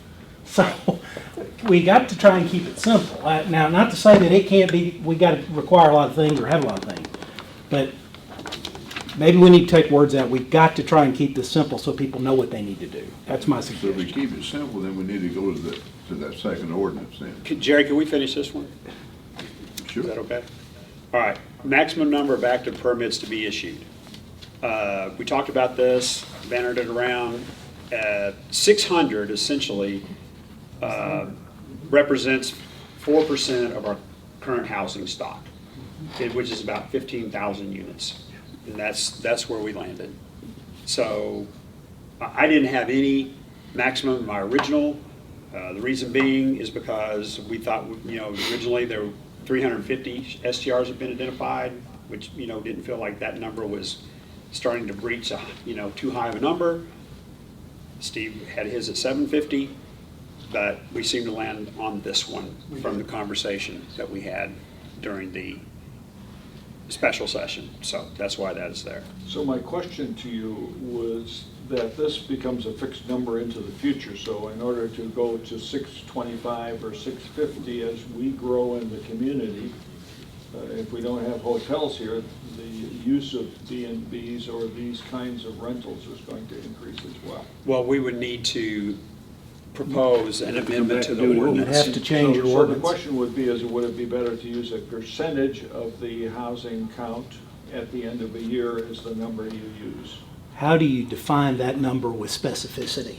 Yeah, the city seemed a little nervous about that. When you brought it up, I thought that made sense. but Well, they seemed a we have little a count of nervous. all the townhouse units, for whatever it's worth. It's a count of units. If I recall from what Taylor said, we don't get that level of census data, and I would really, if we're going to base it on an official number, it really should be based off census data, not what some number we pull off some website said, because that's going to be a problem. Because the 15,000 is from the POA. That's the number of And we can't commercial- necessarily rely on that. We need something objective and Well, official. Here's how I thought you could get at the number fairly easily. We know of all of the townhouses, how many units are in each of the townhouse communities, right? Okay.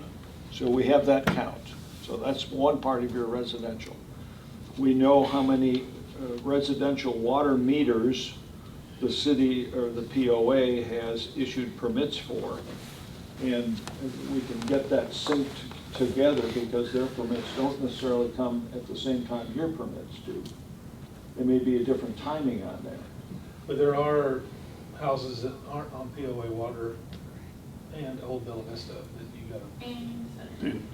And houses right out this way are on Centerton water.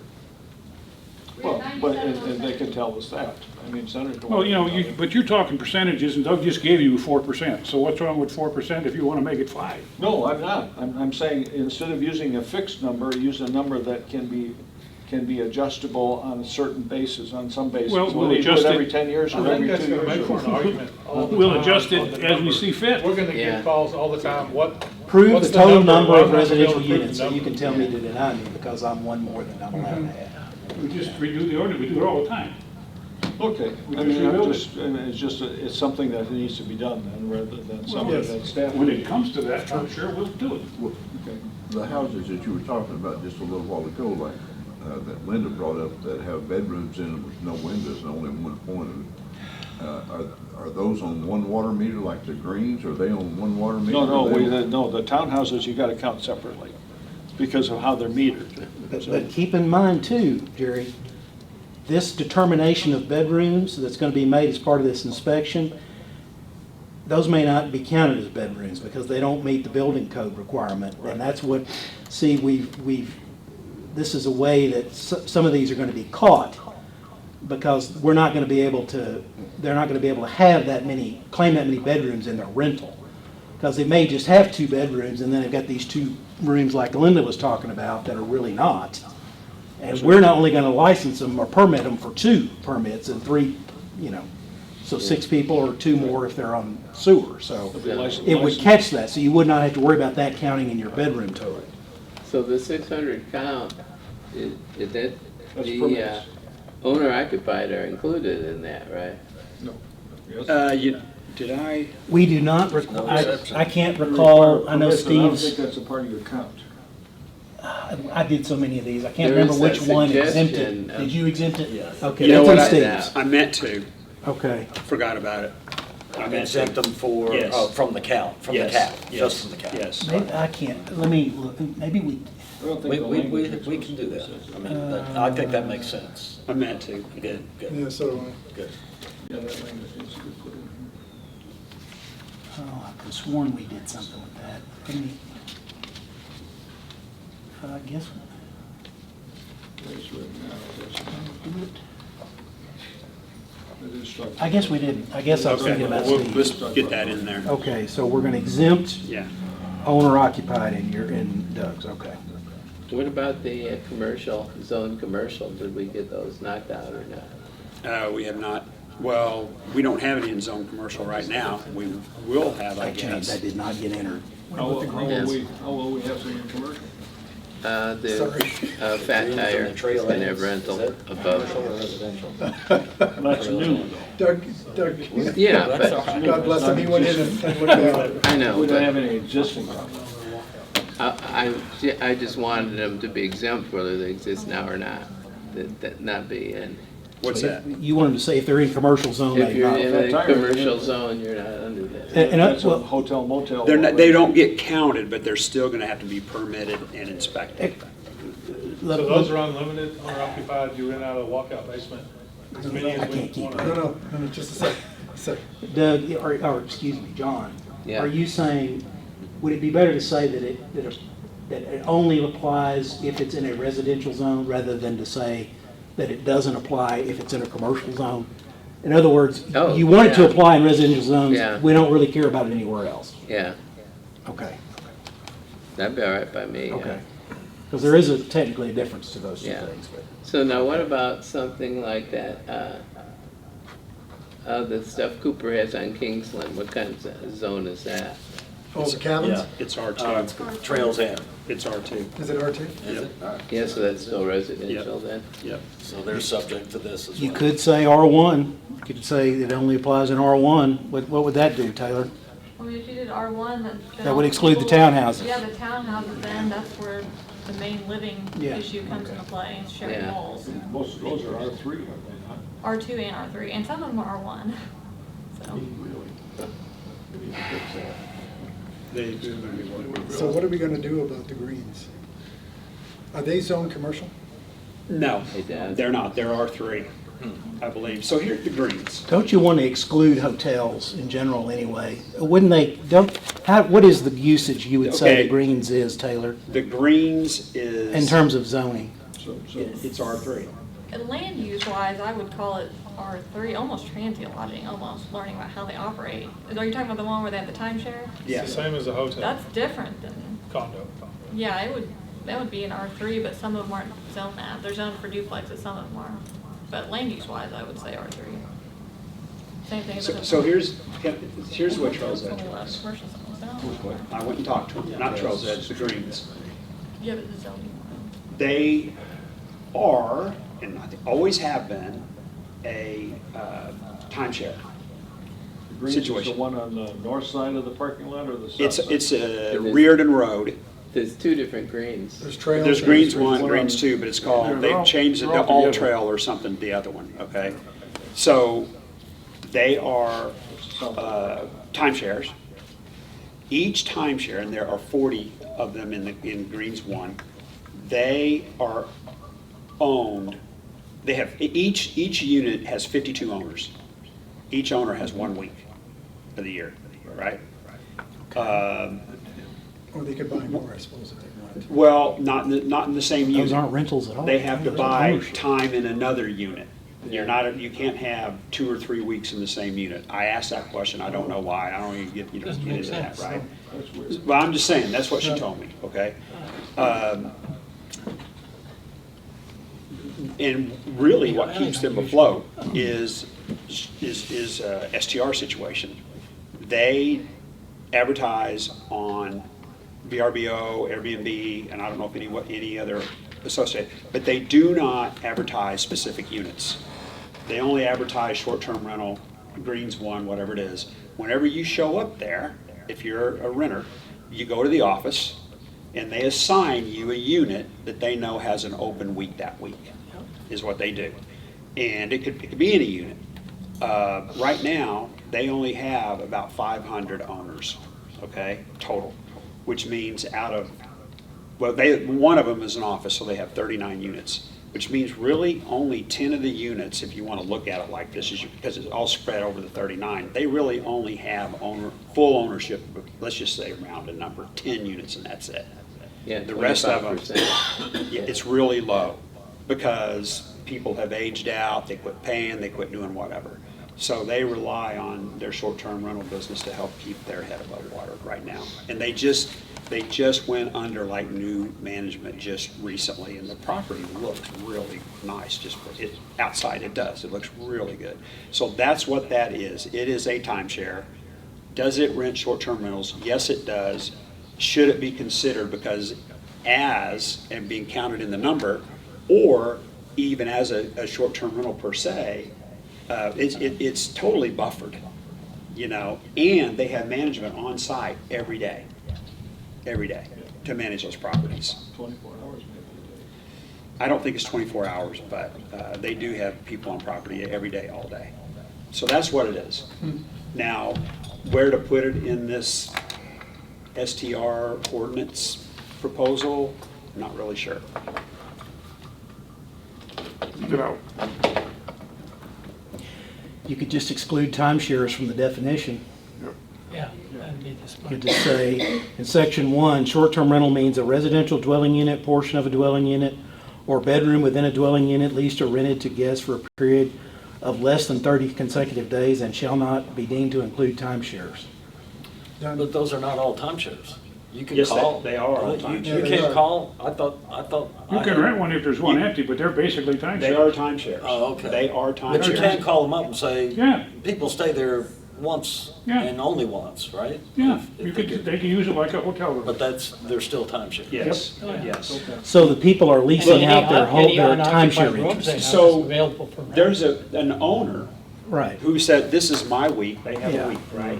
They could say, well, we're not coming, Right. but So we they still can don't rent it want out. you to rent that week. So They can do that. still don't want you to rent it. Yes. Or they want you to rent it. Or they'll allow you to, it could be either way, Yeah. but they can say, no, we don't want anybody to rent it that week. I assume It's a if they- timeshare. I assume if they did rent it, they would have some participation in the I have no revenue. idea, I didn't ask about that, I don't know how No, that sir, works. that's good, all right, fair enough.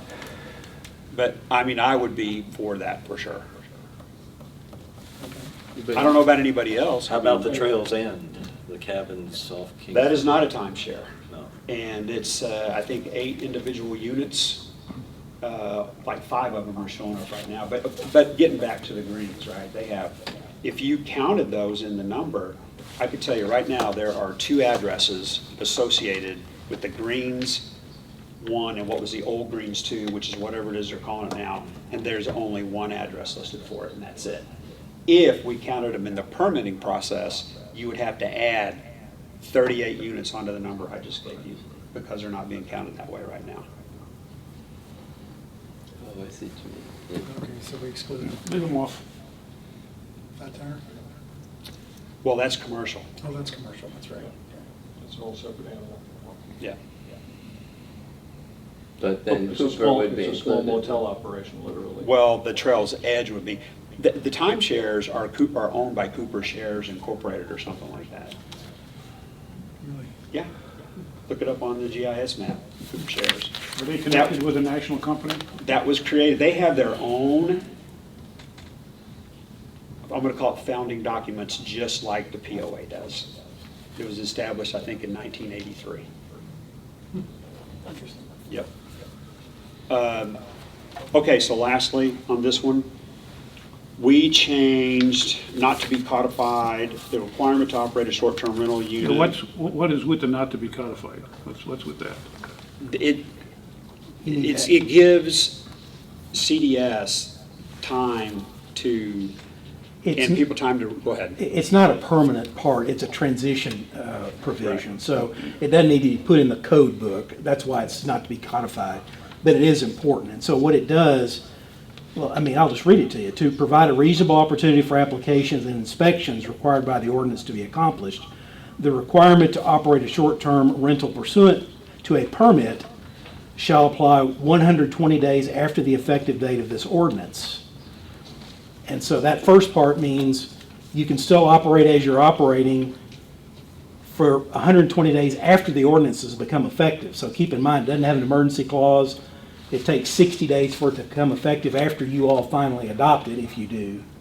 So they're going to have all that period of time to operate without having to worry about a permit.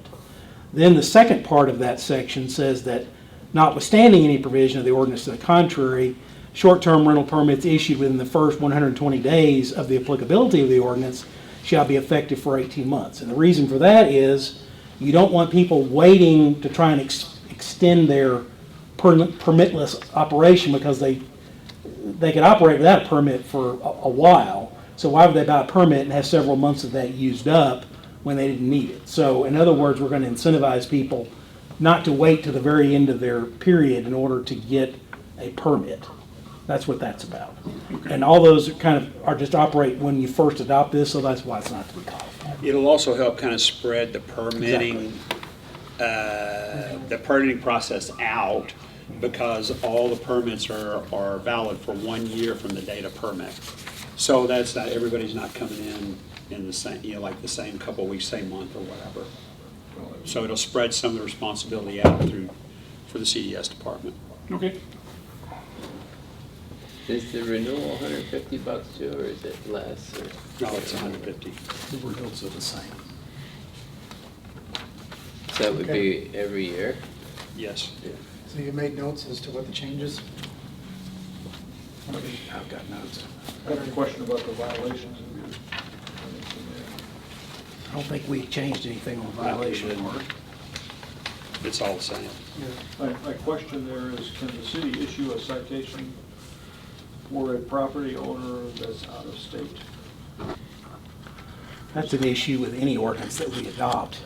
So it's going to be very difficult to get them legally served. So even though it's listed in here, Yep. they're included as a viable potential party to get a ticket. Well, that was part of why we wanted somebody within 50 miles, because we would Yeah, have someone who we exactly, could yep. give a citation to who we knew would be local. But you could be 50 miles and be in Oklahoma. Exactly, you could be, but it's much more likely you'd be within the jurisdiction. So legally, could you cite somebody who lives out of state? Yes, it becomes very difficult in terms of practicalities and how to do Unless you it. call them and they come on this side of the line.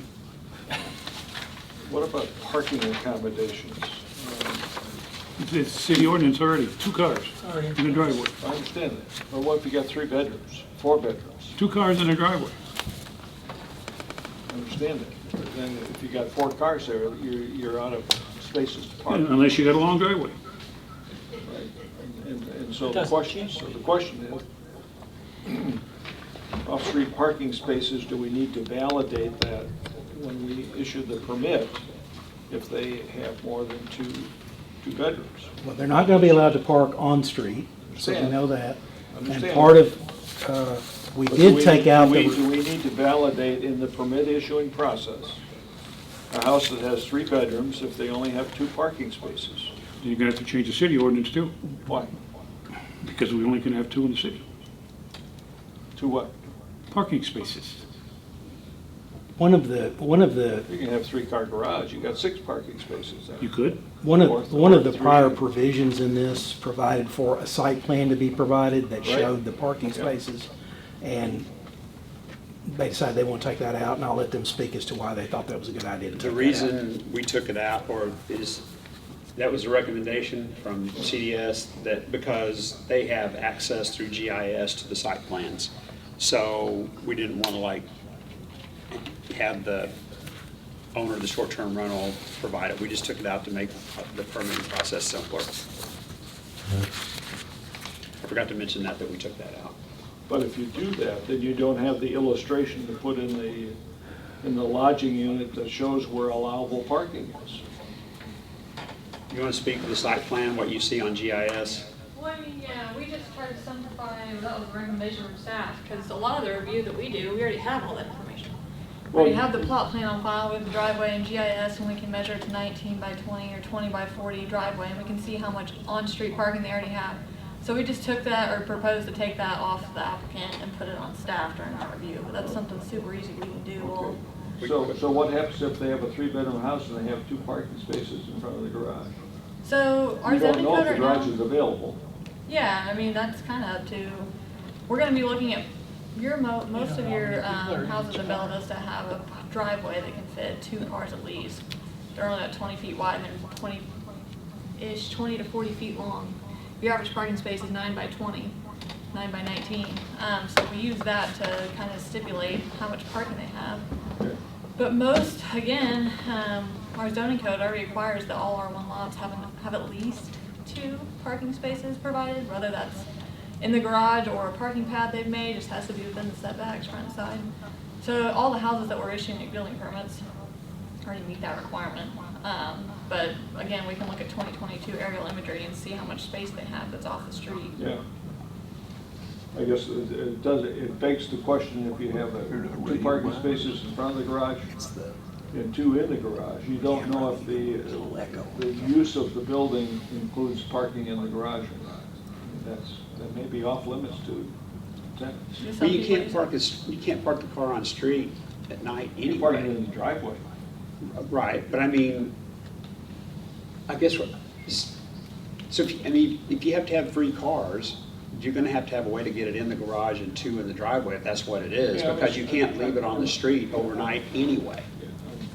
I'm presuming that, but, you know, is it going to be an issue?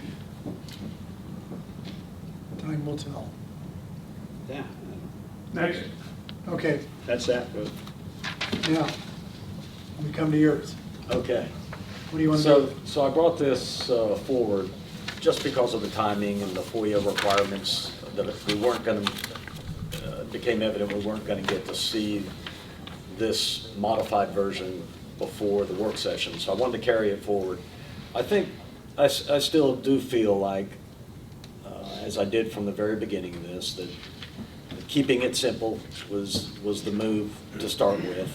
And I think everybody's attempted to do that. And I think the course of the conversation for the last hour has showed there's some complexities in what we're proposing. There's some dicey areas in there. And I think this one still does represent kind of the keep it simple approach, the crawl first, then walk, then run. And I don't bring it forward in order to try to persuade any of you guys. We've all been invested in this for a long period of time now, so I'm not here to persuade you on what's right. I'm not here necessarily to win with my proposal versus the other one. I'm here to offer this proposal as a simplified, streamlined approach to this. Because what I heard from the public, both by email and by people coming to the meeting, was residents who live next door to short-term rentals who are having a bad experience with it. And it's not every short-term rental. There are a few. And I do believe we as a city council have a responsibility to protect our neighborhoods, maintain the quality of life for the residents of Bella Vista over and above these. And at the same time, we have to balance property rights. So that's been the dilemma all along.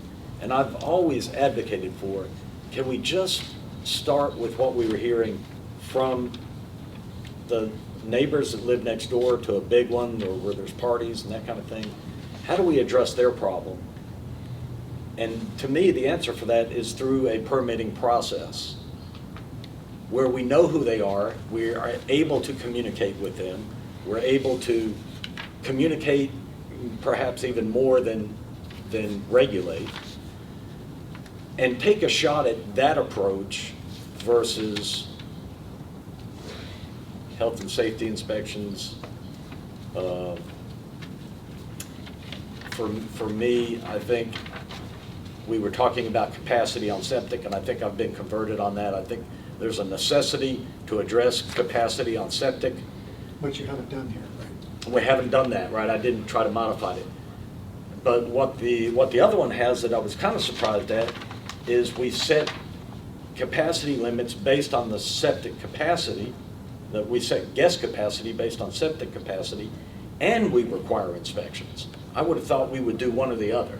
That if we require inspections and every 2 years you're going to have your septic checked out, that ought to be sufficient to address the health of the septic, which is in the city's best interest. I think it was Richard who said to put both in, did he not?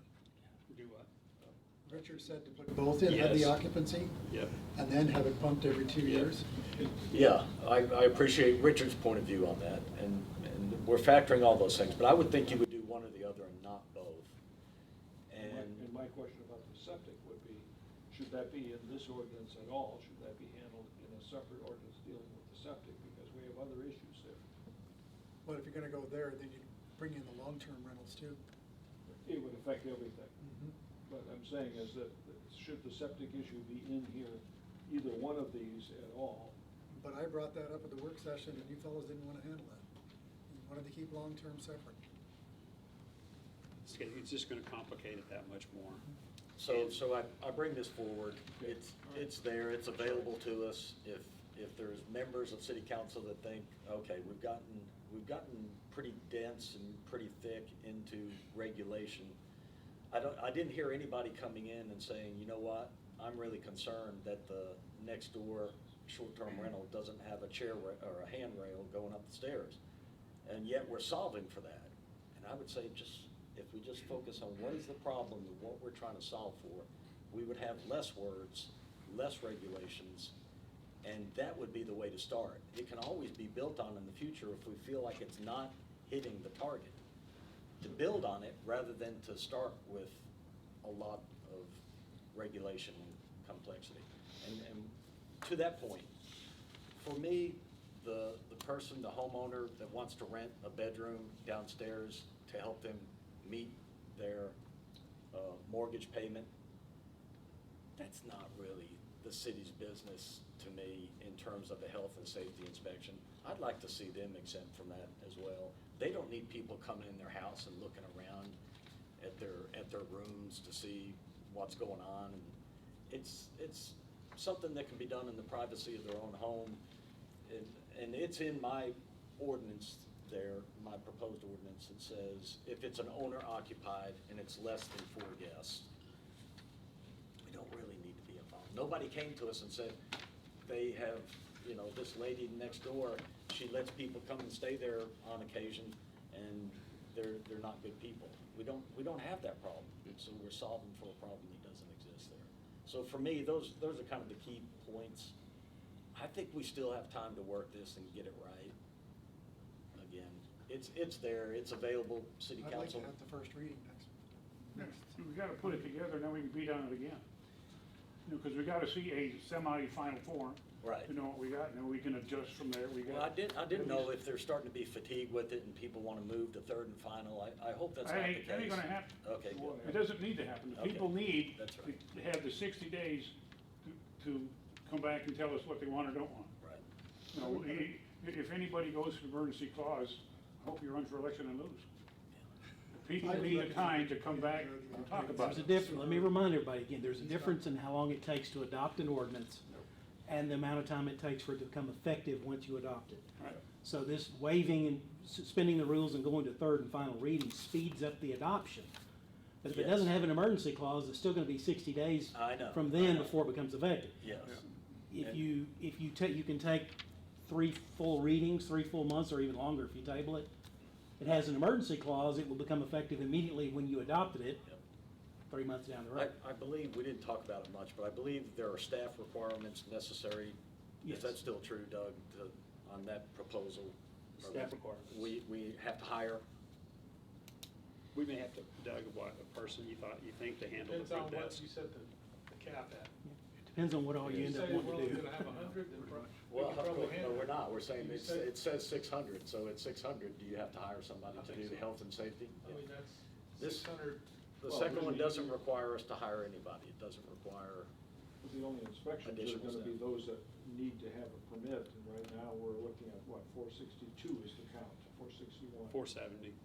I thought somebody was talking in an earlier meeting about having somebody do the inspection aside from our city people.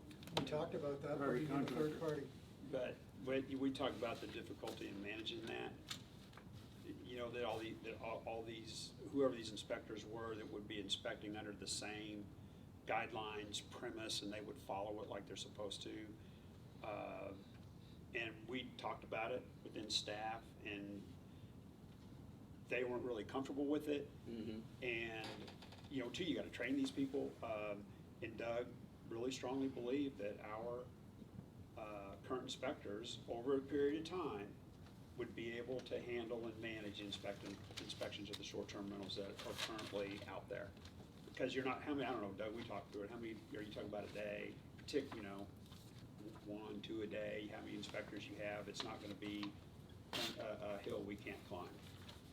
Well, if you're looking, just doing some numbers in the air, if you got 460, let's say, and you got 120 days, 4 Yeah, months. how do you squeeze them all in? Plus, they're not all gonna pass, and then there's reinspection, so. And they want all the applications won't show up in the first week or the first month, probably. So let me tell you, So the issue is how fast can you handle it? there's another piece to this too, and you know what, I don't know if it's worth bringing up like Fayetteville, because some people think they're doing away with their ordinance. They're not. They're doing away with the conditional permitting process, which is what we walked away from in the very beginning, because you have to have public meetings, you have to go through all this process, you can't put it on your planning. A conditional That's use what you're they talking about. found out, a conditional use. What did I say? Conditional use. We knew we couldn't go there, we didn't want to go there, and that's what Fayetteville's finding out, right? That's what they're doing away with, and they're gonna make it a accepted use or whatever you wanna call it. But they're not doing away with their ordinance at all. But what they did as far as like taking permits, doing the inspections, as they started moving forward, they knew that they were gonna have to move that non-codified forward to a little longer period. We can always adjust it if we need to. We always have the ability to do that. Instead of 120 days, it might be 180 days. We'll see where it falls, we'll see what happens. So what are we gonna do? Are we gonna present the two ordinances and then a vote on them? Steve, on your ordinance, there's one thing that I think needs to be taken out, and that is on section 3, proof that applicant has obtained applicable sales and use tax permits. You can't get a sales and use tax permit. If you get one, you have no sales tax to report.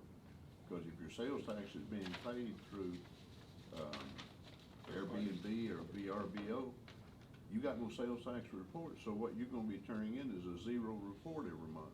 So they're gonna eventually, I if you think get that that. was cut and paste. Out of If- the, is it So in both of them? Don't you know when they paid it? There's, Yeah, I'm sorry. So if you, let's say that you only rent through Airbnb and because they collect and remit for you, you would have nothing to report. So if you would have to follow your suggestion there, that would mean you would have to apply for the permit through the, state, pay your fee, whatever that fee is. You would report 0 every month, and then at some point, I don't know how many months in a row, but they'll close your account because you're not reporting anything. So then you'd have to do it again and again and again. When you don't report anything, you automatically get closed out. Do you get anything from Airbnb that shows you that the tax is paid? What do we get? We don't get like a statement per se. You could look individually to see the taxes they collected, but they don't show us any proof that they pay it on our behalf. They just tell us that they do. Let me tell you what the point of this was, and then Doug has this information. So there's the sales tax the state collects, but the state does not collect the A&P tax. That's collected by the A&P Commission directly. Is Airbnb collecting your A&P tax? We have a contract with Okay. Airbnb, and we just signed one with VRBO. All right, So they should start collecting. So the whole point of having that in there was mainly for that A&P tax, to make sure that you're going to get, that people knew they had to collect that tax. But I will say this, and you know what, this gets off in the weeds, but there are other booking sites beside Airbnb and VRBO that do not collect the tax. So. Well, maybe this needs to be worded in some way that you can Show proof that they're doing it? some proof that, I don't know. Yes, there needs to be some way to write this with some sort of an exception, to make sure that if the mechanism they're using to lease it is not collecting the sales tax, that they provide us proof that they're going to pay the sales tax. Here I am saying, don't get complicated. But this is how you, I mean, so if you need to account for those, and that's a major problem, because you have to collect that local tax, which is not being collected by the state. Even though the state is collecting our normal city sales tax, they're not collecting that A&T tax. By way of the permitting process, we know who the short-term rental operators are. It enables law enforcement to do more enforcement. It would allow the A&P to get a list and find out who's paying taxes or not. That as well. And it puts the jeopardy of not having a permit in front of the short-term rental operators, which I think is good incentive for them to really run a good shop. And many of them do, but for some of the residents that we heard from, not everybody does. And we need to motivate them by way of the permit process and by way of enforcement. That's how I think we solve those problems of, I live next door to one and it's really making me miserable. Well, if it just said, proof that the applicant has met the requirements of the Advertising Promotion Commission, it's been a long day, for the collection of local A&P taxes, and they don't have, that's the only thing they have to show. So then they're gonna have to either provide proof that they're affiliated with Airbnb, or, you know, whatever you're willing to sign off on as A&P, saying, okay, Airbnb, you're good, VRBO, you're good, outfit number 3, we never heard of, here's where you need to remit your taxes, because we're not getting it from them. And then as long as the A&P official has signed off in some way, would that do? You talking to me? I'm talking to either one of you, because it's in both of them. I don't know. It's only in mine because I did a cut and paste. I wasn't even sure. Well, no, it's we've got that in, don't we? Yeah, I think. Well, yeah, he's saying he copied it from the other Right, one. yeah, it's in both. You know, Jason, here's, and I don't know, again, you're just thinking through all these different things, because I get it, you have Airbnb, you have VRBO, and I know, there's like, I don't even know what it's called. There's a Northwest Arkansas short-term rental booking site too.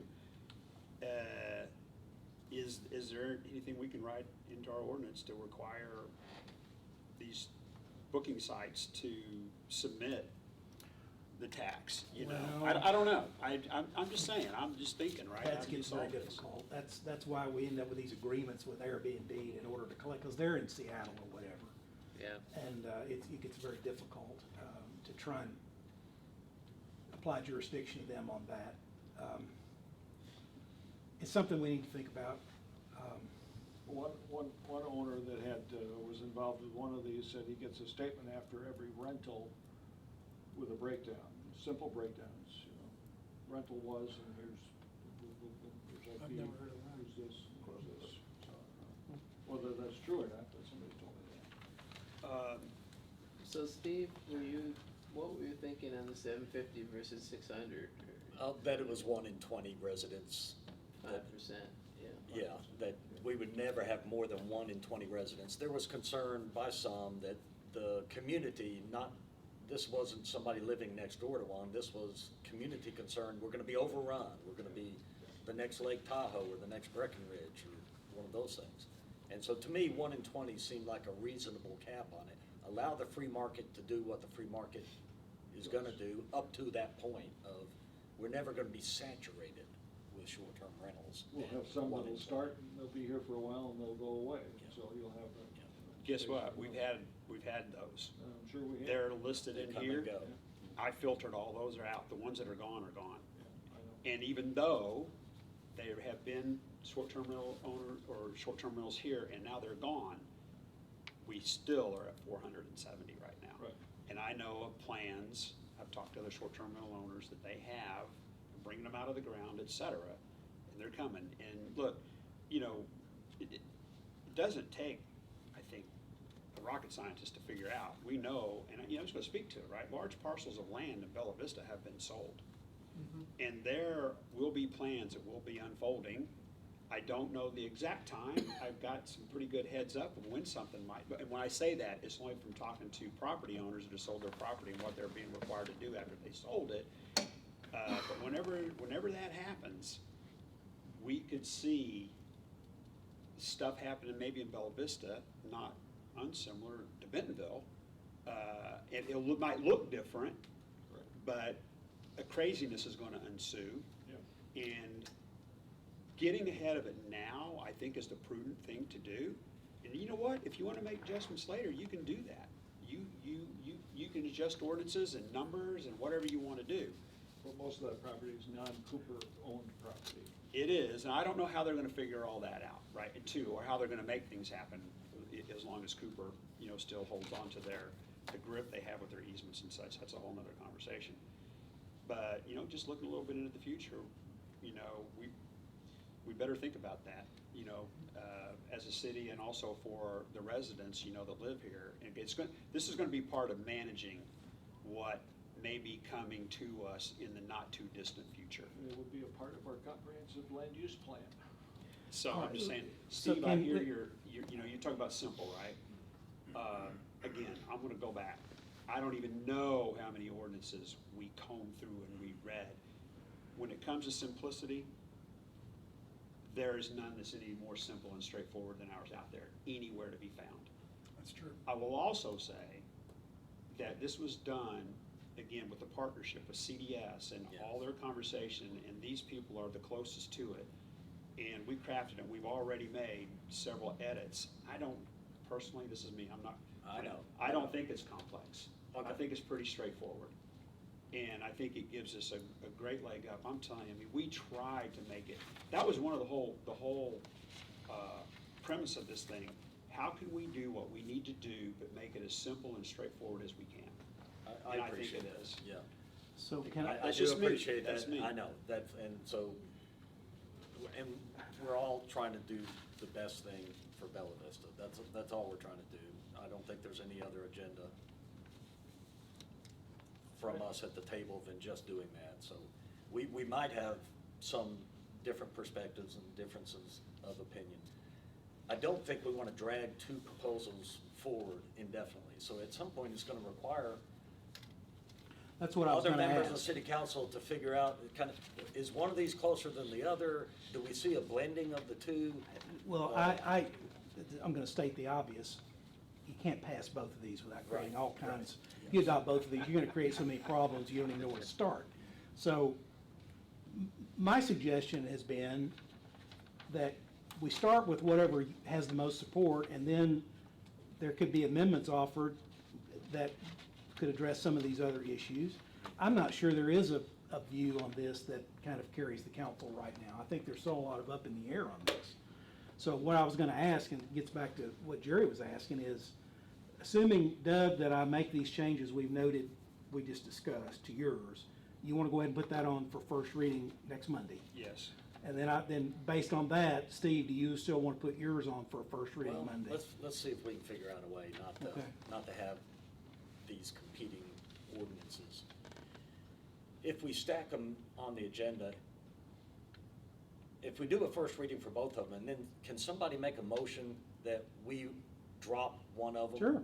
You could table one of them indefinitely if Yeah. you want. And that's what would have to And then if happen. there's support to drop one or the other, that one gets dropped, and we can still make amendments to the other. If Sure. it turns Yeah. out mine's being dropped, You have 3 I readings to understand go. that. We have 3 readings. Yeah, we have to move forward. But we would need a motion and a second and a vote to figure out which one are we gonna drop out. You could you can table one, or you can bring them all to a final vote and vote one up and vote one down. Yeah. You could do that. I think we wear you out. These are so structurally similar that it really, yours has an emergency clause, yours doesn't. There's one major difference in the title. Even if you had an agreement on that, whether or not you think there should be emergency clause or We could not, have. if there's Mine not. would be pulled. They only had that because that's what the previous proposal So had. do you want to go ahead and have yours on the first reading for Monday then? Is that the best way to handle it? Or you can hold on to it and offer it at a later time.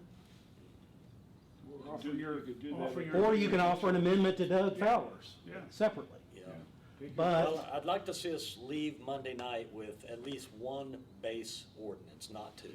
And Well, so if we could make a motion and have the city council vote on, I think this one's closer than this one, they're significantly different. And so they're not so similar that somebody would say, no, I'm not sure which one is. Well, you have to understand, there may not be a majority to table either one. I'm sorry. There may not be a majority to table either one. Well, that's what we need to find out. I suspect there would be, one or the other. I couldn't guess which one tonight, sitting here. I couldn't guess which one. I was starting to think, because Doug has put a lot of effort into this, that was probably the primary, and mine was going to be secondary to it. But even going through tonight and kind of hearing some of the concerns and questions and going through, do we really need this or do we really need that? There is some beauty in the keep it simple approach. I'll do, Wayne and I just need to know how to fix the agenda for Monday. And so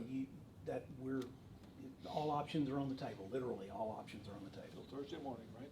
Yeah, why don't you just think about it? I know everybody's kind of tired. I have one quick question. The other meeting, I had brought up the no sandwich rule, and it seemed to have a lot of support, and I don't think that was in there anywhere. Density? The meaning, if you had one on one side of you, they couldn't put one on the other side. The no But sandwich. then there are some existing today. How do you handle those? That has to be in there too. Well, yeah, That has well, to you be in can't there, knock too. out what's already there. One thing That's my that understanding. I just tell you this Mine was that because the lady mentioned it to me, and I tell them to tell you this, but I'm gonna tell you this because I don't know if she did. But she's in a situation, she wants to sell, and because she's sandwiched. She wants to sell, but she believes that she would be prohibited potentially from, I don't know what was it she was saying? Here's what She she thought it was restricting her ability to sell it as a Yeah, because short-term the only rental. person who's going to want to buy it is another short-term rental. It wouldn't be a resident to come move in to the Oh, sandwich. sure, yeah. And so she was concerned about the value of her property if she's Yeah, got if she's STRs selling, on both yeah. sides. Yes. Yeah, because there's another lady at the other end of this group that's also, She was concerned about density, is So what she was concerned. Wayne, when we put out the final agenda for next Monday, when, on Friday? Thursday. We Thursday? usually get it out so everybody has it Thursday afternoon. So Okay. to answer the sandwich, Can I- we talked about that. Well, I'm sorry, Larry had, you talk about complexity, right? Because you also talked about X number for every 20 houses on a street, and then the sandwich. a running number. Now you start getting into For sure. There really Yeah. is the gnats, some if you will, right? difficult. And so we're like, difficult- that's a step that would be difficult to manage. So, You can say it, but how do you do it? yeah, Okay. just that's thought I'd bring it why we up. left it on. Yeah. Administratively, it's a nightmare. I will say, so most of the things we talked about on my proposal were not really changes per se wholesale. There were adjustments. And Based we on added the things special in meeting. about, Right. you know, the greens, commercial properties, you know, we added a couple things, not counting rooms rented in a home or space within a home that's occupied. You know, we added a couple of those things in, but I thought we got really close to what everybody had pretty much felt like agreed to during the special session. So, anyway. Jason, I think you I have. was just gonna tell Steve, because, you know, we don't need to know right now, but we need to know probably by the end of business Wednesday. Would that be enough, you think, Wayne? Whether you want to do a separate one? I need enough time, if you decide you want to pull your separate one and maybe try to make changes to Doug Fowler's, then I've got to draft separate amendments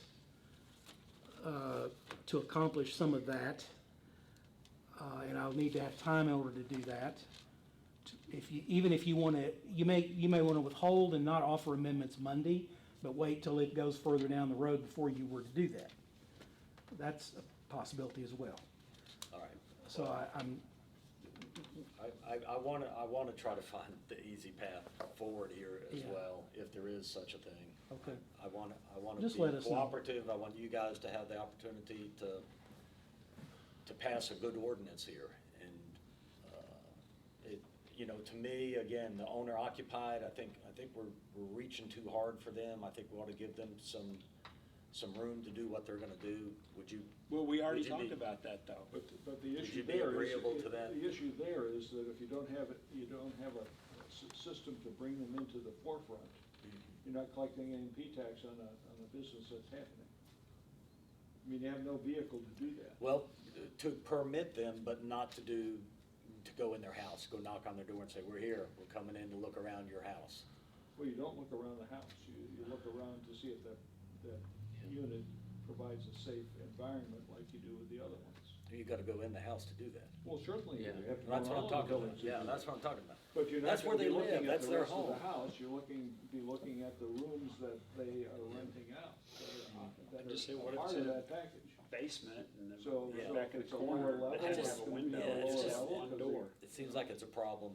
I We're they solving don't a have problem that doesn't, Yeah, But I they see. won't be nobody's looking complaining at the about. other parts of the house, they're only gonna be looking at the part that's being rented.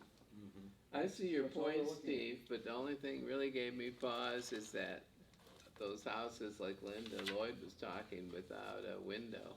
I mean, that could be the Shouldn't be bedroom rented. they're renting out, shouldn't and be that's rented. just No, not safe. It's not safe. But how you gonna They keep shouldn't them be from rented renting? or lived in, but they are. Well, they've been here, it's a grandfathered situation. So how you gonna keep them from renting?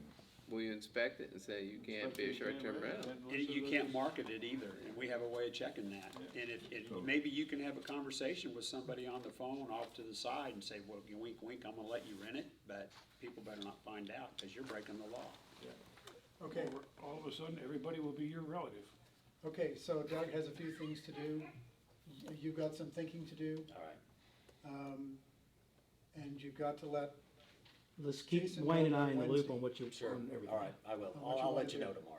okay? Now, what I need, I will, so I've got to make these changes to yours that we discussed, I believe that you are agreeable to. Yeah. I need to send that to you before I put that on the agenda. And separately, I can also send that, I can send it to everybody, but I mean, would it help you, Steve, to get that early? To help you think about what you need to think about, or, I mean, I can, or not. I would make a couple adjustments to mine. I dropped the emergency clause. I don't think that's necessary at this point. Okay, But then I would like for us to leave Monday night and okay. take one of these off the table. That's what I think. Well, And- That's fine. And that would be based on what's the. So if you want to do that Vote. Monday, then you'd need them both to be on the agenda Yes, for Monday, so there yes. can be a Yeah, I discussion. think so. Okay. Does But that you sound still want to okay? make some changes. Yeah. All right, so get with me if you want to I make will further tomorrow. changes. I will. And Mayor, you had a proposal at one point. I assume you don't wish to put that No, on? No, that's fine. Okay. Now, I want to make sure, I don't want to discuss it in depth, but I sent an email out to the council this afternoon regarding some communication I received on this issue. Did you all get that? Yes. Yeah. Okay. So I'm not particularly concerned, and I don't think the city should be swayed by intimidation at all. I'll just leave it at that. If you haven't seen my email, go look at your email. It's very interesting. So I'll leave it at that, okay? Okay, that's it. Thank you. I'll see you next month. Goodness.